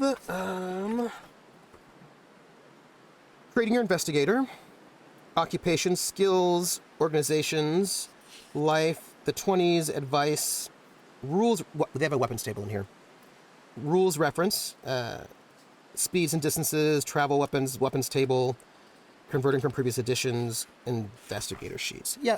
Well, this is the keeper. This is the investigator, pardon me. This is the investigator handbook for Call of Cthulhu. 7th edition. Yes, right? Yeah. So that's got, it's in there. I like a good handout. I like a good cheat sheet. I gotta go. In 3rd edition D&D, I had a rules lawyer. He was awesome. He didn't pick sides. I love a good rules lawyer. I love a good rules lawyer. Not a bad rules lawyer, but a good one. MTA Storyteller plays the same book. Yep. Then there's supplements if the player wants to get more specific abilities. I really like it when there's like a book that everybody can use. Like, we're all in it together. I like that. Prax says, and then on the other side, if you want to do improv theater, do theater. But this is a game that inherently has rules that ensures that everyone at the table is on equal footing. Yeah. Yes. So, yeah, because here's the thing I'm going to say this about rules for a moment. And this is like where I actually do believe that system does matter. That what the rules of a game are, no matter how crunchy or how light they are, and then I'm going to go, impact how you think about the game. And I think that's important, right? So for example, Fate doesn't have hit points, it has consequences. Fate also has the mechanic create an advantage, where you can create an advantage. And that is a different way of thinking about a game. And it's important because many players, especially if they played other games, never think to create advantages in Fate because other games don't have that mechanic. So if I do not tell them the rules, they're probably not going to take advantage of those rules. They're going to think, oh, I'm in a combat, I'm going to punch them, right? I'm going to punch the bad guy. But in Fate, you could punch the bad guy to make an attack, Or you could punch the bad guy to create an advantage. Like you could try to punch the bad guy in the jaw and give him a dazed condition. And that's something that that's very different. And if I do not share the rules with you, it will not occur to you to do those things. Or for example, in D&D, there's really no point hitting somebody in the head because there are no rules for that. It doesn't do anything. So you can be like, I hit them in the head, and you're like, oh, okay, sure. You hit them in the head, ta-da, right? But it doesn't do anything. But in some games, it actually does matter if you hit someone in the head. Or knowing, for example, that tripping somebody doesn't actually do anything in D&D 5e, but it does in 3.5, changes my way of thinking about things. I would have built that character totally differently. Knowing that, for example, in a good society, rumors, what kind of rumors there are make a difference, or whether or not you do things in public or not make a difference, change how I'm going to play the game. Like, the mechanics themselves open up possibilities that helps make that game specific to that game, if that makes any sense, right? Like, Fiasco has very specific rules, even though it's a very rules-light game, that changes how you feel about that game or what you think or what you're imagining. So all of a sudden, if you know that at the end of the game, if you have a lot of bad dice or a lot of really good dice, it might work out really well. If you said, maybe you're like, oh wait, I think I want really bad things to happen to my character because I think I can like clean up on bad dice, right? All of a sudden that changes the way you imagine the game. And if the players don't know those things, they are at a disadvantage when it comes to playing that game. If you know what I mean. Like, I play the same concept differently in different games because the rules are different, right? And that shapes the experience differently. Yeah, Fate needs the players to know the rules. See, Max, what's interesting, Max, is that I know a lot of people on the Fate Reddit who think the players don't need to know rules at all. That actually the players need to know no rules at all because it's like they don't need to know it, and it's better if they they were like, it's better if the players never know the rules. Like, yeah, I disagree. I actually completely disagree with that one. Completely. I feel like they should know the rules. There are not that many of them, and I think they should know them. I think it's actually important for them to know what the rules are, because it's so rules light. And as a matter of fact, I would say, the more rules light a game is, the more important I think it is for the players to know the rules. If there are only 2 rules, I think they should know them for their own safety. If they're like 14,000 rules, most of them are probably not going to apply to that player, so they don't need to know 14,000 rules. They just know the rules that apply to them. But if there are only 3 rules, they need to know them. It's important, I think. Yeah. Yeah. So now I want a game where the DM's book comes with rules handouts, probably PDF keys for like 4 players. Oh yeah, absolutely. And there are some games that have those little handouts, and those I really like. A 4E player might go into Fate and think of creating bench. That's true. Actually, they would. A 4E might. Okay, called shot plus 2 AC. What do I benefit from it? Nothing. Max says, as a DM, I would cause something to happen, though. I see what I mean. Right, but you would, but the rules don't support it. So you're just basically making up things outside of the rules at that point, right? And that players might be cool with it, but then they might not, depending, right? Unstable says, interestingly, Amber is the game we've had the most significant combat and maneuvering descriptions and actions. It has the least amount of rules for those areas. And the thing is, like, you can have amazing combat with rules light or rules crunchy. Like, I don't think whether a game is light or crunchy actually makes a difference about whether the combat will be good or not. It's about what those rules are. Do you know what I mean? Anigeek says, and Bar Garwin, if you crit on a called shot, damage tables are a little better for damage. Yeah. Max says, I feel like the way I've watched you play Fate, players need to know the rules. I think so. I think it's better for them if they do, but there are a bunch of people who feel like they don't, and I don't think that's great. I just don't think it's great for the players. I think the players have fewer options then. And also they kind of need to know that, like,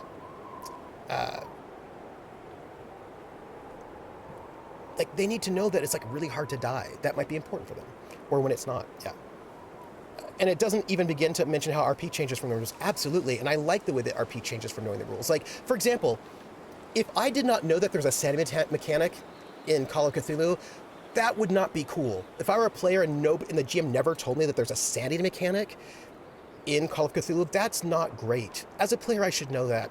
Like, because a lot of games don't have that mechanic, but Call of Cthulhu does, and it's important that I know that as a player, because that is going to impact what I do in the game, and that's in an important positive way. Do you know what I mean?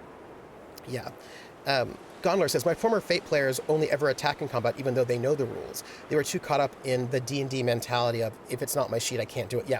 The things you can do with advantage in Fate would need to be abilities in D&D, which is why you need to, like, this is why I always remind my players, even if they know the rules of the rules, because they'll forget, especially if they're coming from a traditional RPG, that I'm like, hey, just want to remind you that you can always concede.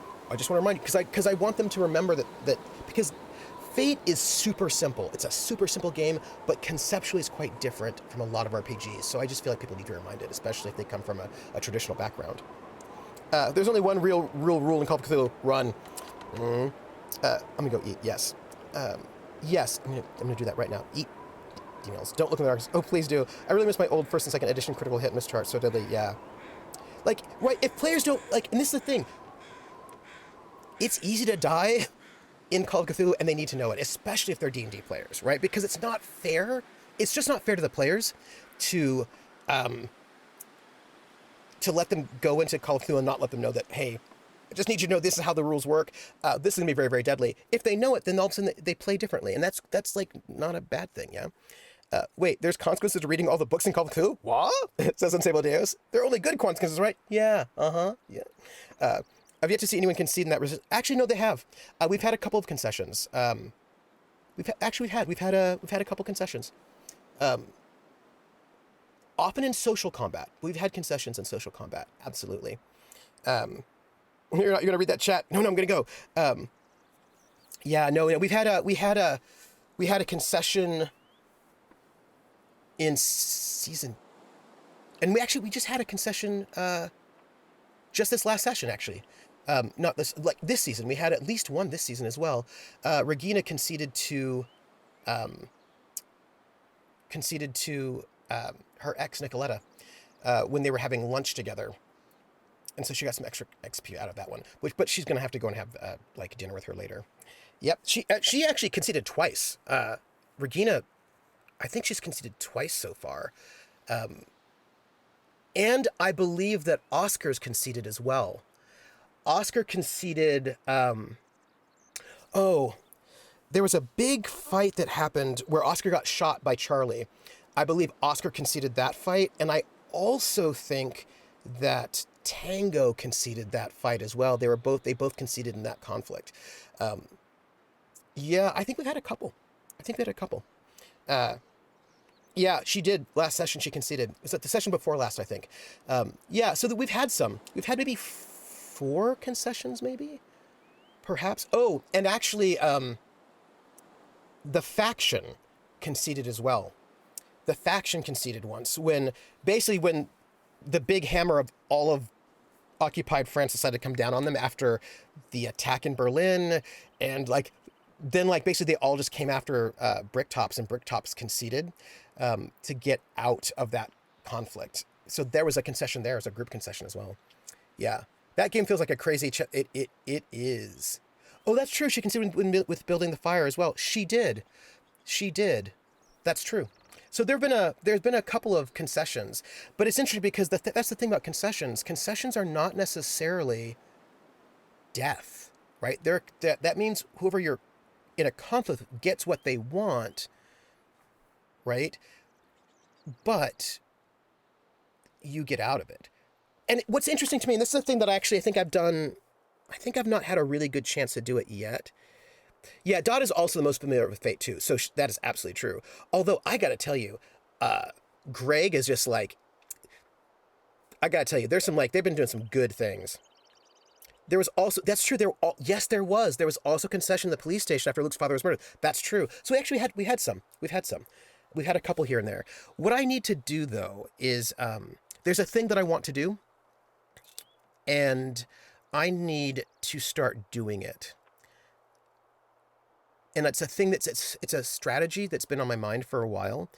And I just need to figure out the problem is the NPCs haven't been motivated to do it yet. The NPCs, a lot of the NPCs they've run into are not of that personality. They don't have the personality yet, but I think that Peregrine probably has that personality to do this. The Peregrine is quite tricky. The Peregrine might do it. There might be a couple other NPCs that might do it. Oh, Onigig, we have a session tomorrow. I'm very excited. Greg has been a fave since I saw him first on Camera Play. Oh yeah, he's so good.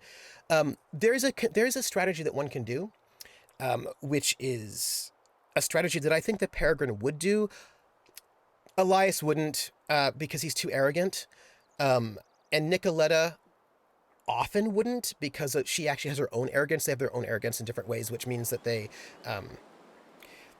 think very highly of themselves. This is the problem with those two. They think very highly of themselves in certain ways, and so they would not do this particular strategy. But there is a strategy of basically poking, where you initiate a conflict and then to test somebody's capabilities and then immediately concede, right? Like, come in, check them out, get a conflict, and then almost immediately concede, getting extra fate points. Which is like, come in, maybe like, maybe start a little bit of a fight or start a little bit of conflict, one exchange and then out, right? And then you get the extra fate points for conceding. So then you can build up fate points by just testing people, right? It's a strategy that Nicoletta and Elias would just never do, because they are way too arrogant they're way too confident in their abilities to win, and they're so invested in winning in the moment. They are not wise in certain ways, those two people. They're very dangerous, but they're not wise in that way. They are not wise. But somebody like the Peregrine is a wait. The Peregrine will wait. The Peregrine will come in, do a little bit of thing, and then step back, gather some fate points, do a little bit of thing. And remember, if you have excess fate points, they don't go away. You just keep them. So you can just slowly build up fate points through little bits of tests here and there. And that is a thing that the Peregrine would do. Nicolette and Elias wouldn't. Guards on the street are not going to do that. So you need somebody who has the kind of person who would do that. And the heroes can do it too. But I'm going to, those things will be happening. So I got to go. I got to make some food. I got to eat some food. And I feel like it's going to be a breakfast burrito. I'm having a breakfast burrito. That's my life right now, everybody. Yeah. So that's it. I'm going. Take care. You can find me tomorrow at 7 p.m. on this channel for City of Light and Shadow. Saturday, I will not be streaming because I'm camping. The next time you can see me probably will be next week on a Tuesday for Simply Divine at 10 a.m. On my channel and also Little Red Dot's channel. And it is like we're getting to the end of the month, so I've got some planning I need to do because it's my 5-year stream anniversary. November is my 5-year stream anniversary, and I want to do something for it, so I've got to figure out what. And we're gonna work it out. So, my friends, take care of yourselves and be well. And I will thank you all for being here, each one of you. I appreciate all of the subscribers, everyone who's followed, everyone who hangs out. You can new stream. I know, but I'm gonna have to do my stream anniversary in December. It'll be like a month late, but it's gonna happen. At least I will get it. Like, I will actually get we will do it. Where's my? Oh, here it is. We're gonna go and do something cool. It's like 5 years. 5 years seems important, so we're gonna do something cool. And yeah, I got stuff. Turned off the game, did it. So I'm going, and we will see you all later. Thank you all for being here. Oh, and I should just say, if you want, you can join us. What am I looking for? Socials.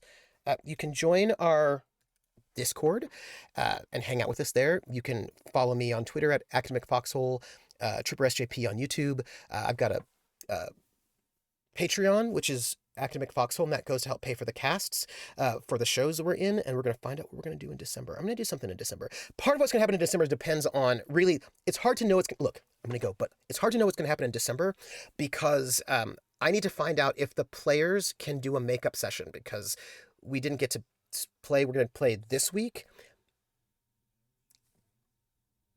next week, and we cannot do the week after. So the question is, do we do the 17th of December?